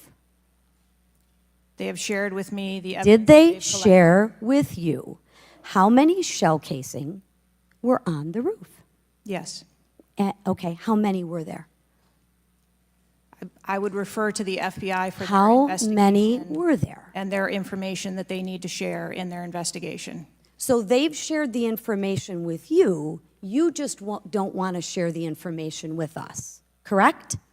We have concurrent investigations that are going on. So they have shared this information with you. You know the answer to the question. You just refuse to answer the question from the member of Congress who has subpoenaed you to be here. Is there a different answer to that question? I was always willing to come here and testify before this oversight hearing. Beautiful. Then let's do that. Let's for once have your actions match your words. So you've been in communication with the FBI. You know the answers, and you refuse to tell us the answers. So I will ask you again. You know how many shell casings were on that roof. What is the answer to that question? I think it's pertinent. What is the answer to that question? I think it's pertinent to talk to you about the information that the Secret Service has and that the Secret Service knows related I'm to the asking events you on an that answer day. to the question. If you're supposed to be in charge, if the buck stops with you, how come you can't share the answers? What are you covering up? What are you hiding, my friend? I'm not covering anything up. Then why can't you answer a simple question? I would leave it to the criminal investigation to answer questions related to that. When you talk to the FBI and you ask them how many explosives, well, let me ask you, did you ask them how many explosives were on the roof? Did they answer that question? Or in the car, excuse me. Did they answer that question for you?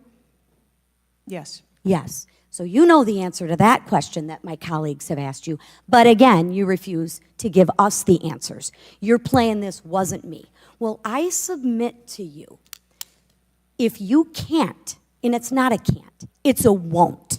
It's not a can't. It's not a I don't know. It's a I choose not to answer the question. Well, let me tell you, Ms. Cheatle, if you're going to lead, you need to lead. If you want to be in charge, then answer the question or step aside and have someone with the courage and the guts to answer to the American people the questions that they deserve answers to. And with that, I yield back. Chair now recognizes Ms. Boebert from Colorado. Thank you, Mr. Chairman. I'm going to continue down that vein. You have been here sitting today, Director Cheatle, definitively able to dismiss erroneous information and speculation. However, you are refusing to answer questions that we now know that you have the information for. You are saying that you are wanting to answer questions that the Secret Service has information to. Well, ma'am, you are the Secret Service. You are the director. You have said that you are the best for the job. So I'm going to ask you some questions now knowing that you do have answers from the FBI, whom you have been passing the buck to this entire day. And I'll start with something that, you know, maybe the FBI doesn't know because it has to do with you personally. You said you spoke with President Trump after the assassination attempt. And I want to know, did you apologize to him directly for nearly having President Trump killed? Yes, I did. I appreciate that. I appreciate that you recognize that this was your failure. Now, since the assassination attempt, you are under oath, reminding you, have you communicated with anyone at the White House on an encrypted messaging app like Signal? Yes or no? No, I have not. Are you willing to surrender your personal phone for analysis? If I am required to do so. Okay. I will look into making that request because I would like to see your personal phone to see if you're communicating over encrypted messaging apps. Have you ever turned down enhanced security requests from Donald Trump's detail, his special agent in charge, Sean Curran? Have you ever turned that down? No, I have not. Have there been, has your team, has the Secret Service? Maybe not you personally. I believe, as I mentioned earlier, there are times when requests are made for And you assets, have denied them. They have been denied. And a denial doesn't Has the Trump necessarily campaign mean, made requests for additional assets that have been denied? Denial doesn't mean vulnerability. Have there been additional requests for enhanced security at Mar-a-Lago? We have made a number of enhancements to You confirmed that there were bomb-sniffing dogs that were provided. You failed to confirm if there were aerial security surveillance assets that were provided. So yes or no, was that provided? At the rally? At the rally, yes, ma'am. We had Overwatch provided at the rally. You've confirmed that the assassin was identified as suspicious 57 minutes prior to the shooting. Was the suspicious individual ever approached by an agent? Was any contact ever made with him? Not to my knowledge. Is that the standard protocol for someone who is identified as suspicious? The protocol would be to locate the individual and you said that he was located 2 to 5 times approximately? No, I said that the information was passed potentially somewhere between 2 to 5 And he was times. never located by an agent? To my knowledge, that individual was not located by an agent. We have dozens of rally goers who have identified him and not one agent on the ground. There are many, many, many agents on the ground, local law enforcement, Secret Service. No one was able to identify him and have sights on and see him. What I'm saying is that the agents that were on the ground at the time, I have no knowledge that they were able to interview him or locate him. Thank you. Was there a local law enforcement officer who approached the roof and saw the shooter and saw that he was present on the roof? That is the information that has been shared with me. Have you spoke to that local law enforcement officer? No, I have not. Are you going to? It is part of a criminal investigation that the FBI is interviewing those individuals. Were agents stationed on the water tower? No. Why? That would not be something that would be included in a security plan. Has the man who is reported to have been present wearing a gray suit who allegedly requested a photo of the dead body of the assassin on top of the AGR roof been identified? I don't have that information. Is that something that you've heard of? No. Were ATF agents present at the rally? To attend or to work? To work. Not to my knowledge. How long did the counter sniper have Crooks in his sights before the shooter opened fire on President Trump? I don't have that specific timeline. Will you be able to tell us if he communicated with other agents on what he was seeing through his sites? Once I have that information, absolutely. Because we need to know why he waited for multiple rounds to be fired at President Trump before the threat was neutralized. We need to know if he was given an order to hold fire. Now, it's you've excused the roof of being unmanned because of the slope of the roof. Do you continue to assert the slope of the roof as a credible reason for leaving this position undefended? First, I'll go back and correct that there was no order to hold fire. Our agents and officers have the ability to neutralize a threat at the time So you that don't they know, see it. I'm sorry, you don't know the communication that was taking place or how long he had him at his sites because you haven't spoke to him, but you do know that there was no order to hold fire. I can tell you the way that our personnel are trained. They are trained on the use of force scale that when they see a threat, they are authorized to neutralize that threat. They don't have to ask for permission. You excuse the roof being unmanned because of the slope. Do you stand by that assertion? The roof was not covered with an individual on it because there was overwatch provided. Apparently not. No, there was no overwatch provided.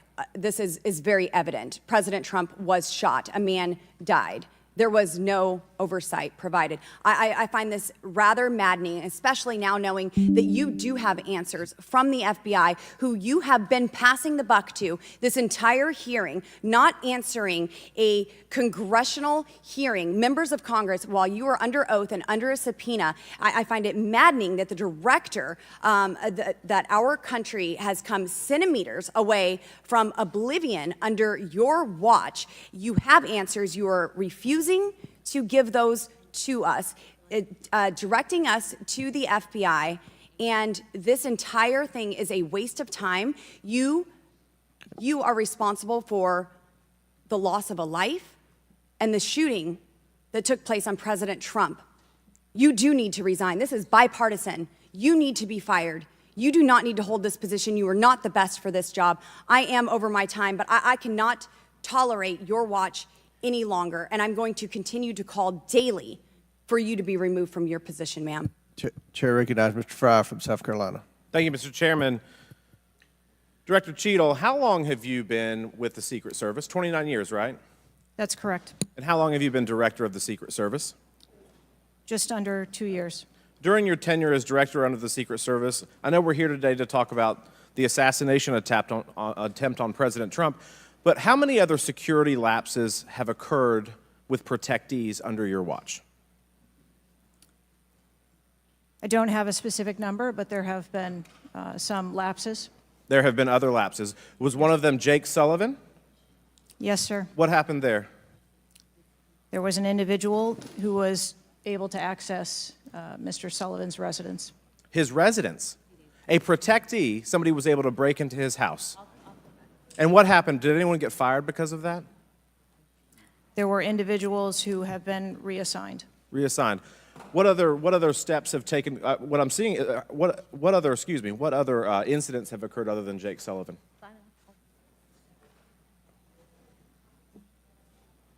Was there an issue with the Secret Service agent and Vice President Harris? I would not call that a security incident. Well, it seems to me, I mean, you have security lapses with President Trump. You have security lapses with Jake Sullivan. You have issues with your personnel related to Vice President Kamala Harris. There seems to be a repeated theme here. Would you not agree with that? I think that we are talking about separate categories of incidents. Well, I would disagree with that. I think there's a repeated theme when you've got protectees and you're not upholding your core mission. Let me ask you something else. Does the Secret Service routinely record communications between and amongst detail? Radio communications? Any communication. Email communications are captured, as well as text messages, and then depending on the detail, radio communications are recorded. Does the Secret Service have recorded communications from the July 13th event? We do not have radio communications from that day. But you have text messages? We do have emails and text messages. Emails, okay, great. Does the head of the Trump detail or someone else embedded in this detail have command decision-making authority, or do they need to seek authorization from someone outside that detail? The head of the detail has the decision-making authority for things that are necessary for that detail. Is that standard for protection details? Yes, it is. Okay.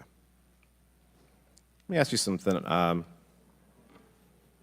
During campaign events, is it common for the Secret Service to utilize other agencies? Yes, it is. What other agencies would be providing assistance to the Secret Service? There are a number of other agencies that provide assistance to the Secret Service during campaigns. We utilize personnel from the Department of Homeland Security. We utilize personnel from the Department of Defense, and we utilize local law enforcement partners. Are you on the same radios? Do you provide the radios to all the assets that are taking part in protection of an event? We provide radios to the personnel from the Department of Homeland Security that are assisting us. But not local law enforcement? Local law enforcement is working on their own radios. Are you on the same frequency? We ensure that we have counterparts in the security room, and so the local law enforcement will place one of their personnel in the security room with our personnel so that we have interoperability communications. Let me ask you something just about the timeline, because I think this is really interesting that we can't nail that down. I mean, I think there are lay people out there with more knowledge about the timeline than you seem to come before a subpoena in front of Congress. Was Mr. Crooks observed at the AGR building prior to the shooting? He was observed on the grounds outside of our perimeter prior to the shooting. At approximately what time was that? You don't have to give me the specific minute, but at approximately what time was that? I believe it was about 45 minutes or so prior to. Did the sniper team take a photo of Mr. Crooks? The local team did, yes. So it was a local team and not a Secret Service sniper? That took the photo. Okay. And did he relay that photo to Central Command? Again, it's an active ongoing investigation, so I want to make sure that I'm factual with the route that photo took and who that was disseminated to and when. What time did when did Mr. Crooks' status go from a suspicion, a person that was under suspicion, to a threat? When did that happen? And maybe not even a specific time, Director Cheatle, maybe a certain event that happened that transformed him from a person of suspicion to a threat. When did that happen? To the best of my knowledge, based on what I've been told thus far, it's approximately 5 minutes to where individuals relayed that there was an incident being worked at the 3 o'clock of the president. So that was, but it was before the shots were fired? That is correct, but again, it was not phrased as a threat. It was just that something was being worked. Yeah, but my question is, when did he become, when did he transform from suspicion to threat? Because they're treated very differently. People can be suspicious, but they're not a threat until a certain point in time. So when did that happen? I believe that it was seconds before the gunfire started. Seconds. My gosh, we actually have a few questions that we got answered today. Listen, I'm going to wrap up here, Mr. Chairman, but here's the frustration that people have. The buck stops with you. You've said that yourself. But the problem in Washington, D.C., it is the only town in America that you can be so bad at your job that you actually get a promotion or don't get fired. You have not been able to answer the number of agents, whether or not requests were denied on additional security, whether or not law enforcement were able to engage before the shooting with the assassin, how he got on the roof, how the rifle got on the roof. You can't tell us how many shots he fired, whether the casings were recovered. You can't tell us anything about his cell phone. You can't tell us whether the rally was supposed to be postponed, given the intelligence that you were receiving. You can't tell us whether the car had a bomb.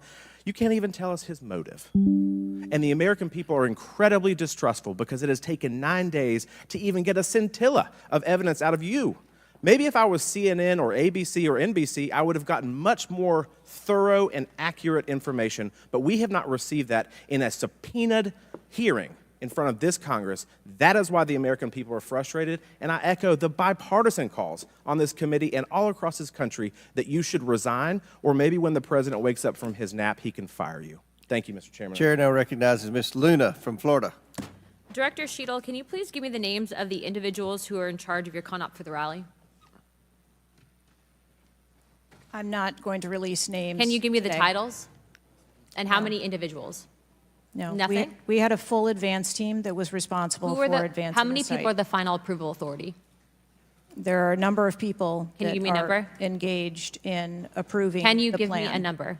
No, I do not have Okay. a firm number. Can you just confirm whether or not, I understand this is an open investigation, but in order to dispel conspiracy theories, have you guys been able to subpoena the shooter's Discord records, or has the FBI, to your knowledge? I believe that the FBI is working on those. Okay. Is it factual to say that you have not ruled out that the shooter was working with other people or persons? Again, the FBI is conducting the criminal investigation into the shooter. Can you, at least in an effort to dispel conspiracy theories, can you confirm or deny that? At this time, we do not have that there were any other people engaged. So you believe he was acting alone? I do. Okay. Have you been made aware of multiple eyewitness reporting that there was a second shooter on a water tower? I do not have any information related to any second shooter. Okay, the reason I asked that is because according to testimony from multiple witnesses, they did report that. And again, to my understanding, there were over 40 sniper teams that were briefed by the Butler ESU. And I want to make sure that people are aware, if you're saying that there's not another shooter, that we are able to clear that information, because from this whole entire briefing, it doesn't seem like much information has been able to get out to the American people. So I'm trying to dispel rumors, as I'm sure you understand. Was it true that Secret Service was present at the Butler ESU briefing? There was a briefing between the counter sniper teams that were working on the ground. Was Secret Service present? Yes, to my knowledge. Okay, I want to read you a report from people that seem to be throwing you under the bus and stated that they were in attendance and that Secret Service was not in attendance at the security briefing, according to individuals with knowledge, to also include that the AGR building where the shooter Thomas Matthew Crooks was located was actually not a part of their security perimeter for that. So there was not Secret Service present. It seems as though that when you were asked earlier from Rep. Kristamurthy about whether or not Secret Service was aware of a threat, you had said no, they were unaware of a threat. And yet, according to communications, again, from law enforcement that were in some of these group chats, they actually had reported that Secret Service was made aware of a threat at around 5:59 p.m. as a part of the command, including Secret Service, colossal failure is the question. Requests about information about the Was suspect's this location. a colossal? Can you please tell me if you have knowledge of that at all? Again, I think we're conflating the difference between the term threat Yes. and suspicious. But you guys did have knowledge at 5:59 p.m. according to those group chats, did you not? Of a suspicious individual. Okay. Chairman, in my opinion, according to some of the testimony today, I feel that you have perjured yourself in some instances, and so I'm going to ask for a full review of the transcripts by staff, and if you find that to be the case, I do ask that you bring perjury charges against the director. I will say this, it is very frustrating, and I've talked to my colleagues and we've said it to your face, that you have been up here basically stonewalling our ability to get the answers to the American people.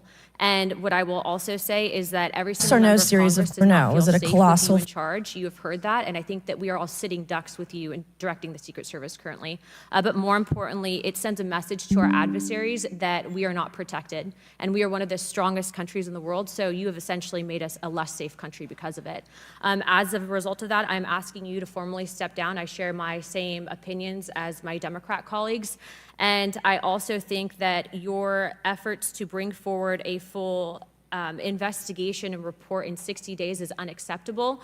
And as a result of that, I'm going to do everything in my legislative toolkit to ensure that that happens sooner rather than later. And I'm sure that you know that we brought a vote on inherent contempt against Garland for essentially blocking a congressional investigation, and I don't think that you should be any different. So I will say that I am just completely disgusted by your performance today, and I understand that you're probably in a position where you're being told not to testify, which is why we had to subpoena you. I think that goes back to Garland. But again, that is part of the flushing that we need to get out of Washington, and I would be happy to assist in that process. Chairman, I yield the rest of my time. Chair now recognizes Mr. Langworthy from New York. Thank you very much, Mr. Chairman, and I appreciate you bringing this hearing forward with a subpoena. Director, yesterday I made the decision to get in my car and drive to Butler, Pennsylvania in preparation for this moment and asking you questions about the events of the assassination attempt on President Trump's life. I've done several presidential events prior in my career, and I wanted to see this site with my own two eyes because I don't believe the video footage tells the whole story or looking at things on a diagram.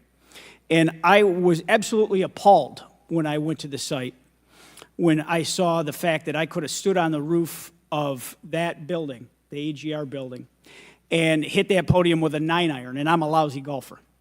And the fact that that was not included in the perimeter is a complete dereliction of the duty of the U.S. Secret Service. I mean, there are very few rooftops that needed to be secured, and the fact that Secret Service, as they were putting a site plan in place, did not think it was necessary to man those rooftops, you have completely walked away from your duties. You had one job, and that's to protect the future President of the United States or to protect all of the other protectees. And President Trump is only here today by God's grace because he had just something in him that made him turn his head just slightly, or we would be in a national period of mourning right now. And you have done nothing here today. I've rewritten these questions like 4 times during your hearing, and you haven't answered a damn one of them. You haven't given any information. You have hidden behind this FBI investigation, and I think you should be ashamed of yourself because you have brought more shame to your agency than I think that the assassination attempt has at this point. This is literally the worst performance I have ever seen in front of a congressional hearing. You have offered no reason for this committee, this body, or the American people to trust you or the Secret Service today. And you should resign. You have said that you've put new security measures in place after the assassination attempt. Can you tell us what those are? Because the American people want to know that you're taking real corrective measures. But today you've pointed to an investigation. Investigation or not, you still have a job to do with a zero-fail mission. But so far, there's been absolutely no accountability, and you've admitted that here today. Not one person's been suspended. Not one person's been put on a desk. Meanwhile, we've got the most contentious of elections in our nation's history, and protectees are in danger because of incompetent leadership. Not the agents. The agents piled on President Trump to protect his life. Those are heroes. But the administrators running your agency, they're not right now. They're not doing their jobs, and you certainly aren't doing. The most appalling part of Saturday's events is the countless opportunities that Secret Service had to stop Crooks before he even got on the roof. At 3 o'clock, Crooks raised suspicion by entering the rally with a rangefinder. At 5:45, a cop with a Beaver County Emergency Services unit saw Crooks eyeballing the roof at the AGR International Building. And then at 5:55, Secret Service was warned of a suspicious person and identifies Crooks as a threat. This was all before shots were fired 15 minutes later. Director, yes or no, did local law enforcement alert the Secret Service about Crooks' presence at the rally? Yes, they did.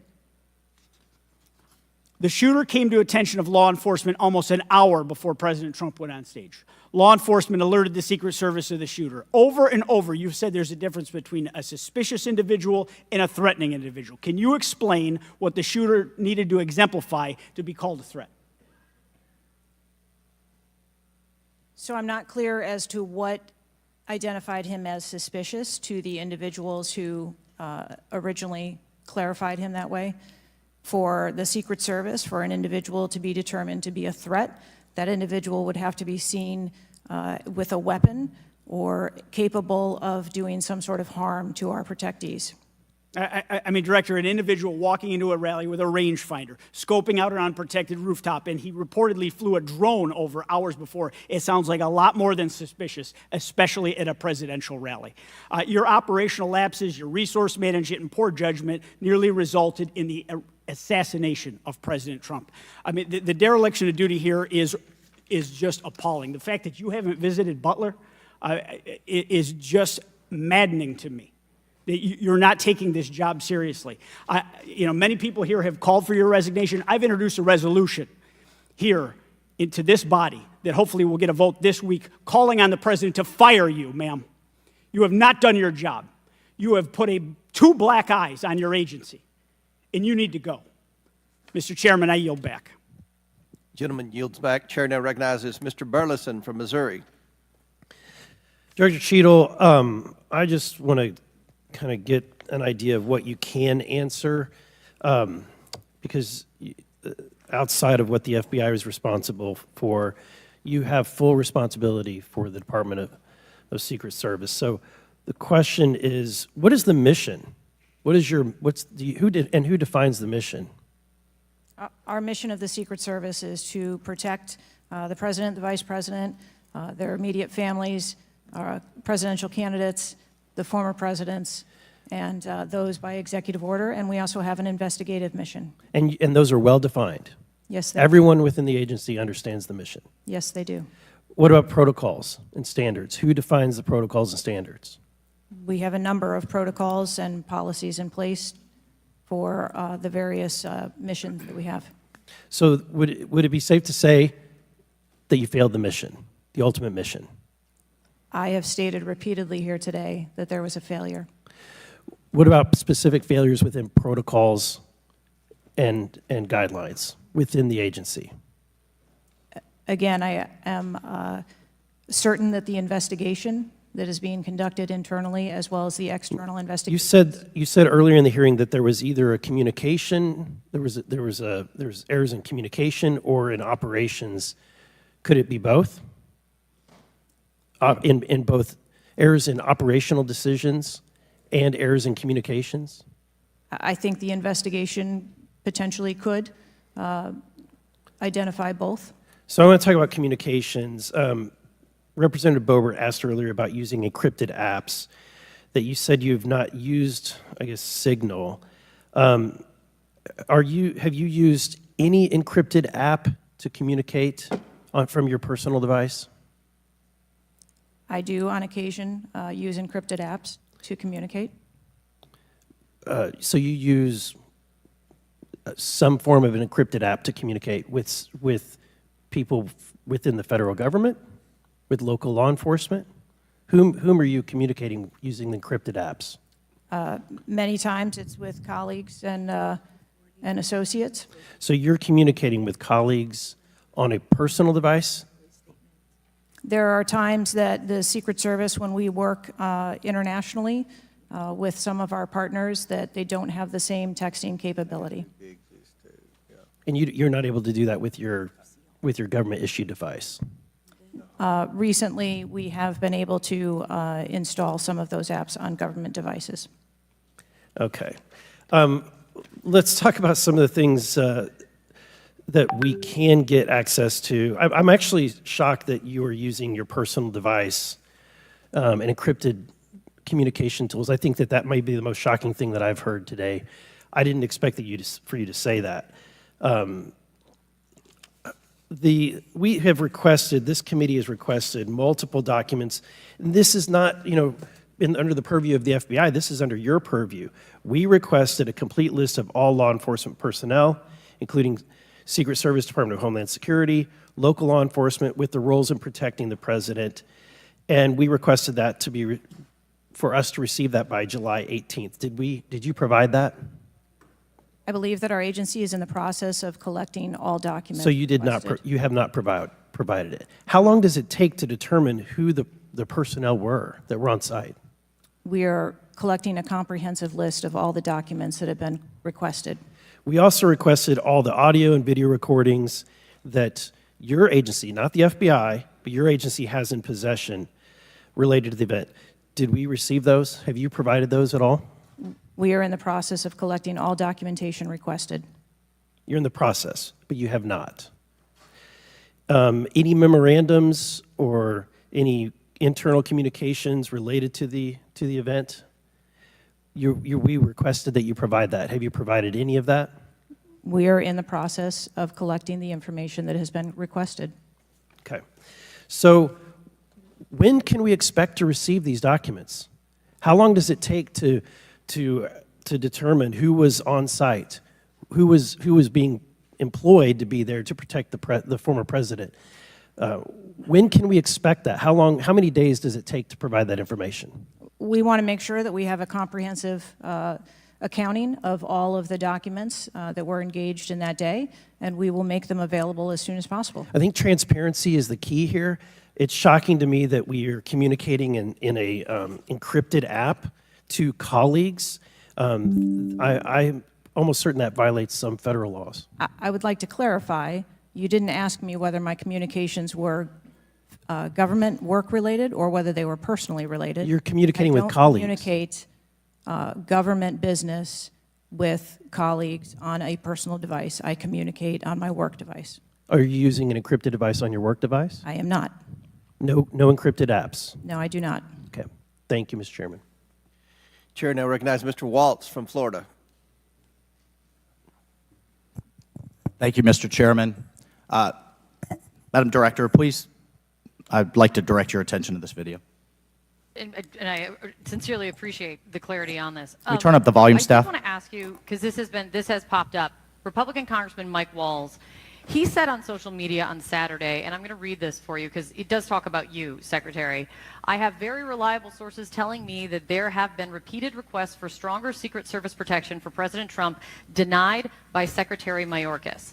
Your department has already pushed back on that, calling that absolutely false, but he is putting this on you. Can you respond to that, please? Well, that is, yeah, that's a baseless and irresponsible statement, and is one that is unequivocally false. Director Cheatle, did you speak with your boss, Secretary Mayorkas? You fall under DHS. Did you speak with him on the 14th, the day after? Yes, I did. So you spoke with him before he made that statement? I spoke with him immediately following the incident. Did you inform him that all requests for additional resources for President Trump had been fulfilled? Or that it was false to say they had been denied? I informed him that the request for that rally that day had been fulfilled. Okay, you continue to answer that very carefully, because I made a broader statement. The agents that came to me made a broader statement that his permanent protective detail for years now have been asking for more. Is that correct? I do not have specific incidents of those requests. Is it correct that they've been asking for more? I have heard the same reports that you have. Without having them in front of me, I am unable. Those requests are made in writing. I mean, the agents are telling me they make them in writing. This isn't a verbal agency. Things are made in writing. I understand what you're saying. I don't have those requests in front of me here. I'm not asking if you have them in front of you. Are you aware that they were made? As I said earlier, there are times when requests are made, and depending on the availability of assets, or if there is a way that So there were times when they were denied? If there is a way that vulnerability can be mitigated in a different way, then that is why the So there are times when they were denied, for a variety of reasons. That is why the Secret Service has a multi-layered and multifaceted security plan, so that we can pivot if we need to. So in the wake, in the immediate 48 hours of an assassination attempt on a former president, could be the next leader of the free world, almost had his head blown off, your boss says that's irresponsible and false to say things are denied. And you had talked to him. So did he just make that up on his own, or did you tell him that? We were speaking about the requests made at the rally. Staff, can we show the next slide, please? Then we have your spokesman. Did you sign off on this statement?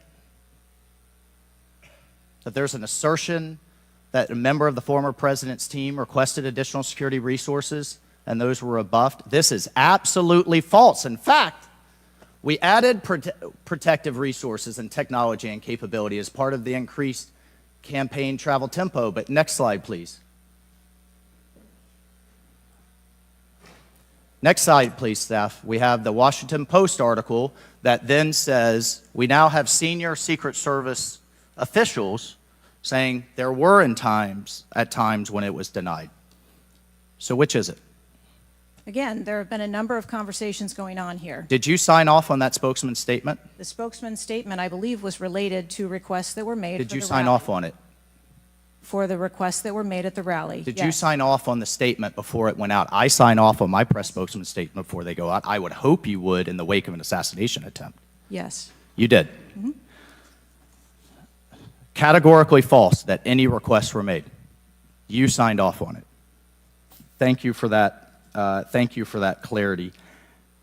Madam Director, how many press conferences have you held since the assassination attempt? We have put out press releases. How many press conferences have you held? Gone to the mic, taken questions from the public, from the media? How many? I have not held any. How many has Secretary Mayorkas held? I don't. 0. How many has the FBI held? 0. How many has the Department of Justice held? I know you know the answer.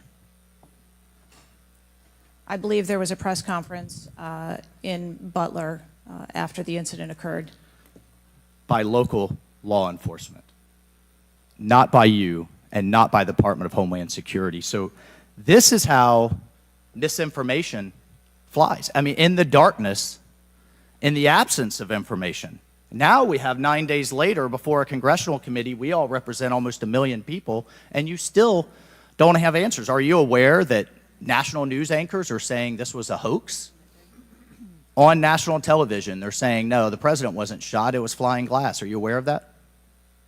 I have not heard those reports. Are you aware that, I mean, there are rumors rampant online that there were multiple shooters?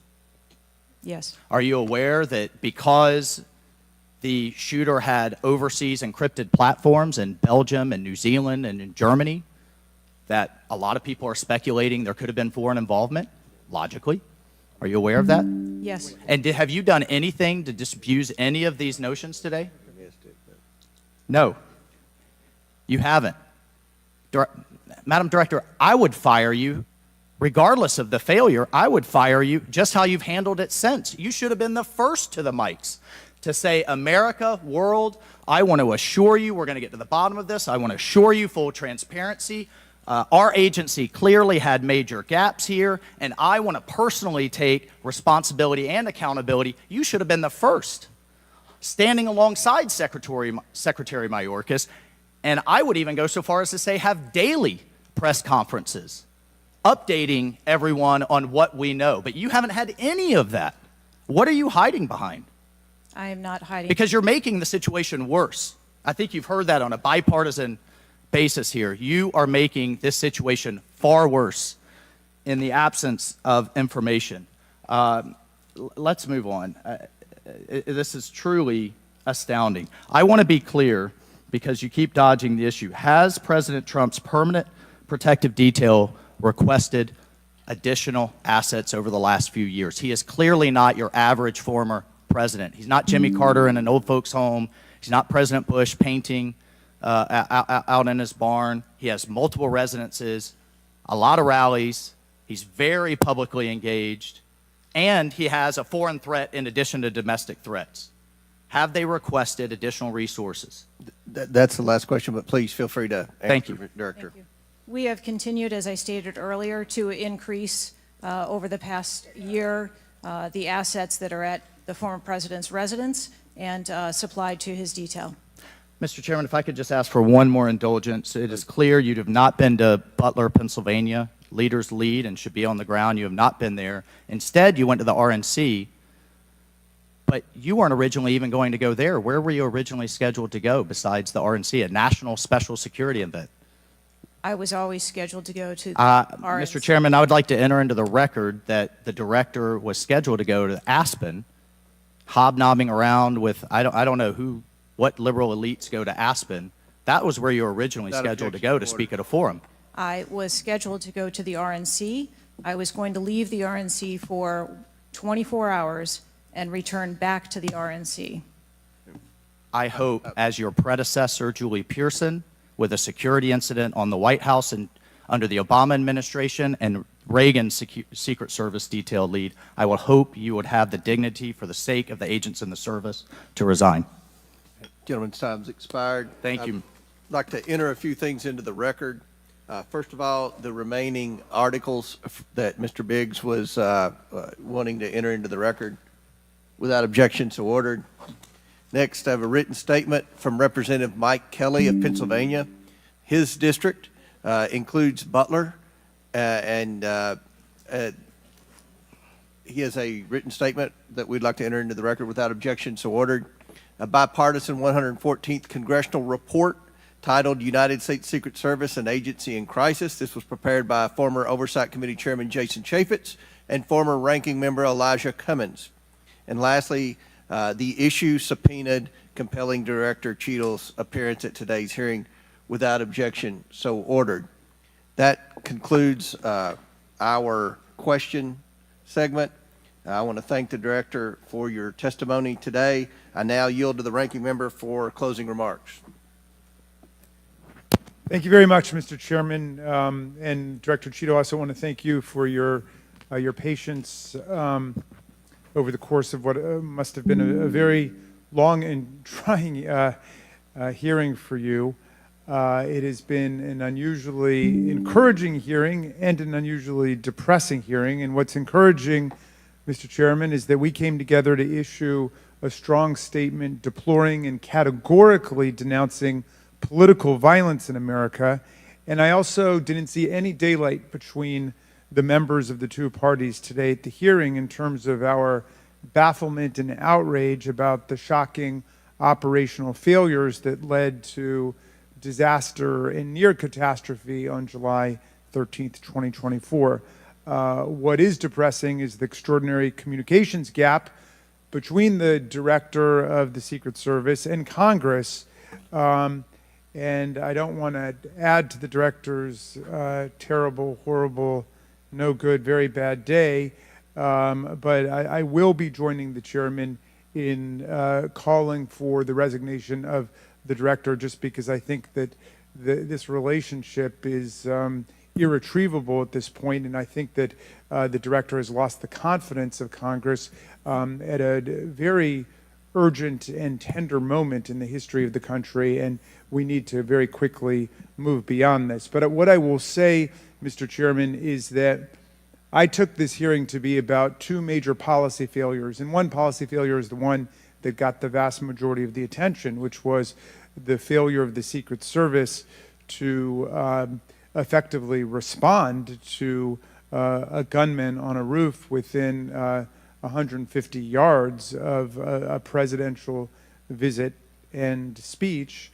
But the other failure is on the part of Congress, because the mass shooting that took place in Butler, Pennsylvania, is replicated all over the country every day. And in fact, as I said, Mr. Chairman, it happened that evening in Alabama, in Birmingham, Alabama, where there was a mass shooting where more people even were killed and wounded than were killed and wounded in Butler, Pennsylvania. So it's true, the president, the former president, and a handful of people who get the Secret Service protection are the only people in America we thought were safe from an AR-15 attack. It's clear that they're not safe either, and we've got to get to the bottom of that. But we also have to get to the bottom of the larger problem, which is that the whole country is living like this, in fear and in terror of assault weapon attacks in movie theaters, churches, synagogues, mosques, supermarkets, Walmarts, any place where an audience or a public gathers. And the worst was in Las Vegas, where a gunman got up on a roof and then just mowed down 60 people below him and wounded hundreds and hundreds of other people. So we've got to deal with that problem.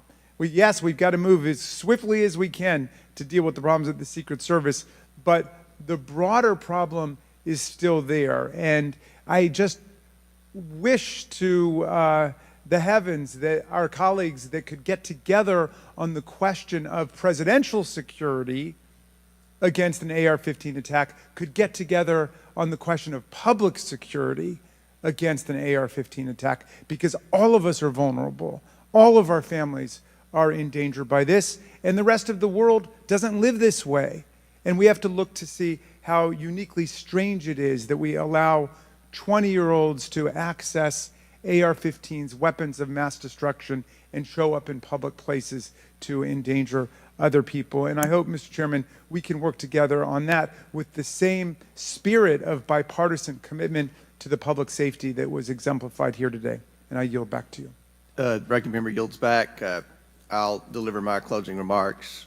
Director Cheatle, I subpoenaed you to appear today to get answers for the American people about the failures that led to the assassination attempt of President Donald J. Trump. Unfortunately, you refused to answer today.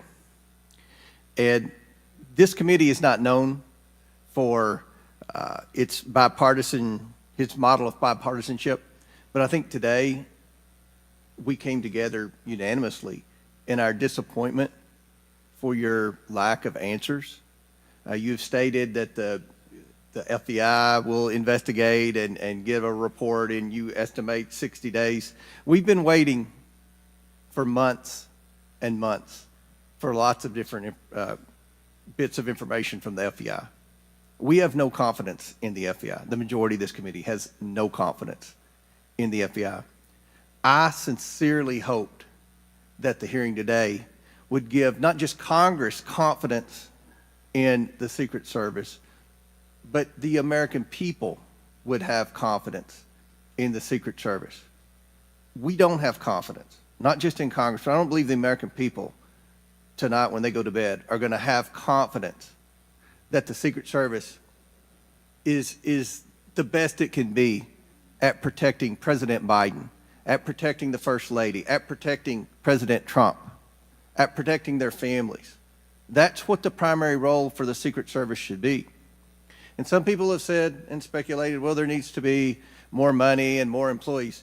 As I stated early on, $3.1 billion, I believe next year it's going to be $3.2 billion budget, over 8,000 employees. If the Secret Service is spread too thin in doing things like inspecting counterfeit, which is what the Secret Service was created to do, was to inspect counterfeit money and things like that with the Treasury. If it's spread too thin, then we need to come together in Congress, and I think we can do that in a bipartisan way to narrow the focus of the Secret Service, to protect the leaders of our country, to protect our elections by protecting our candidates.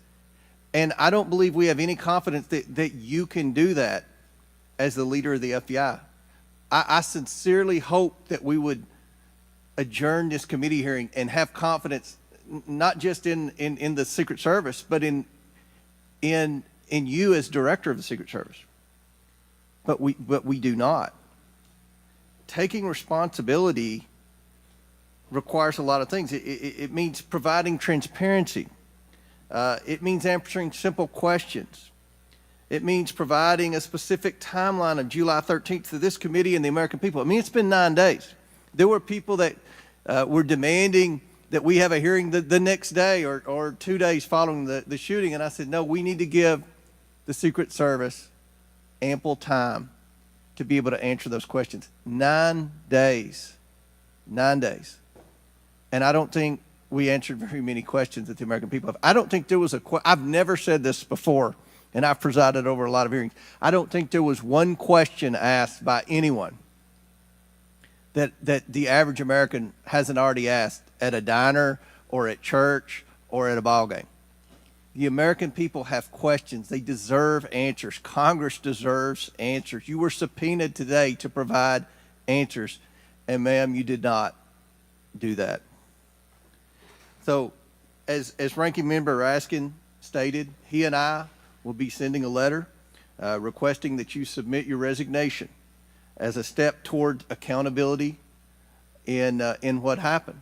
And one of the biggest frustrations that many of us have, especially on this side of the aisle, is that there's never accountability in this administration.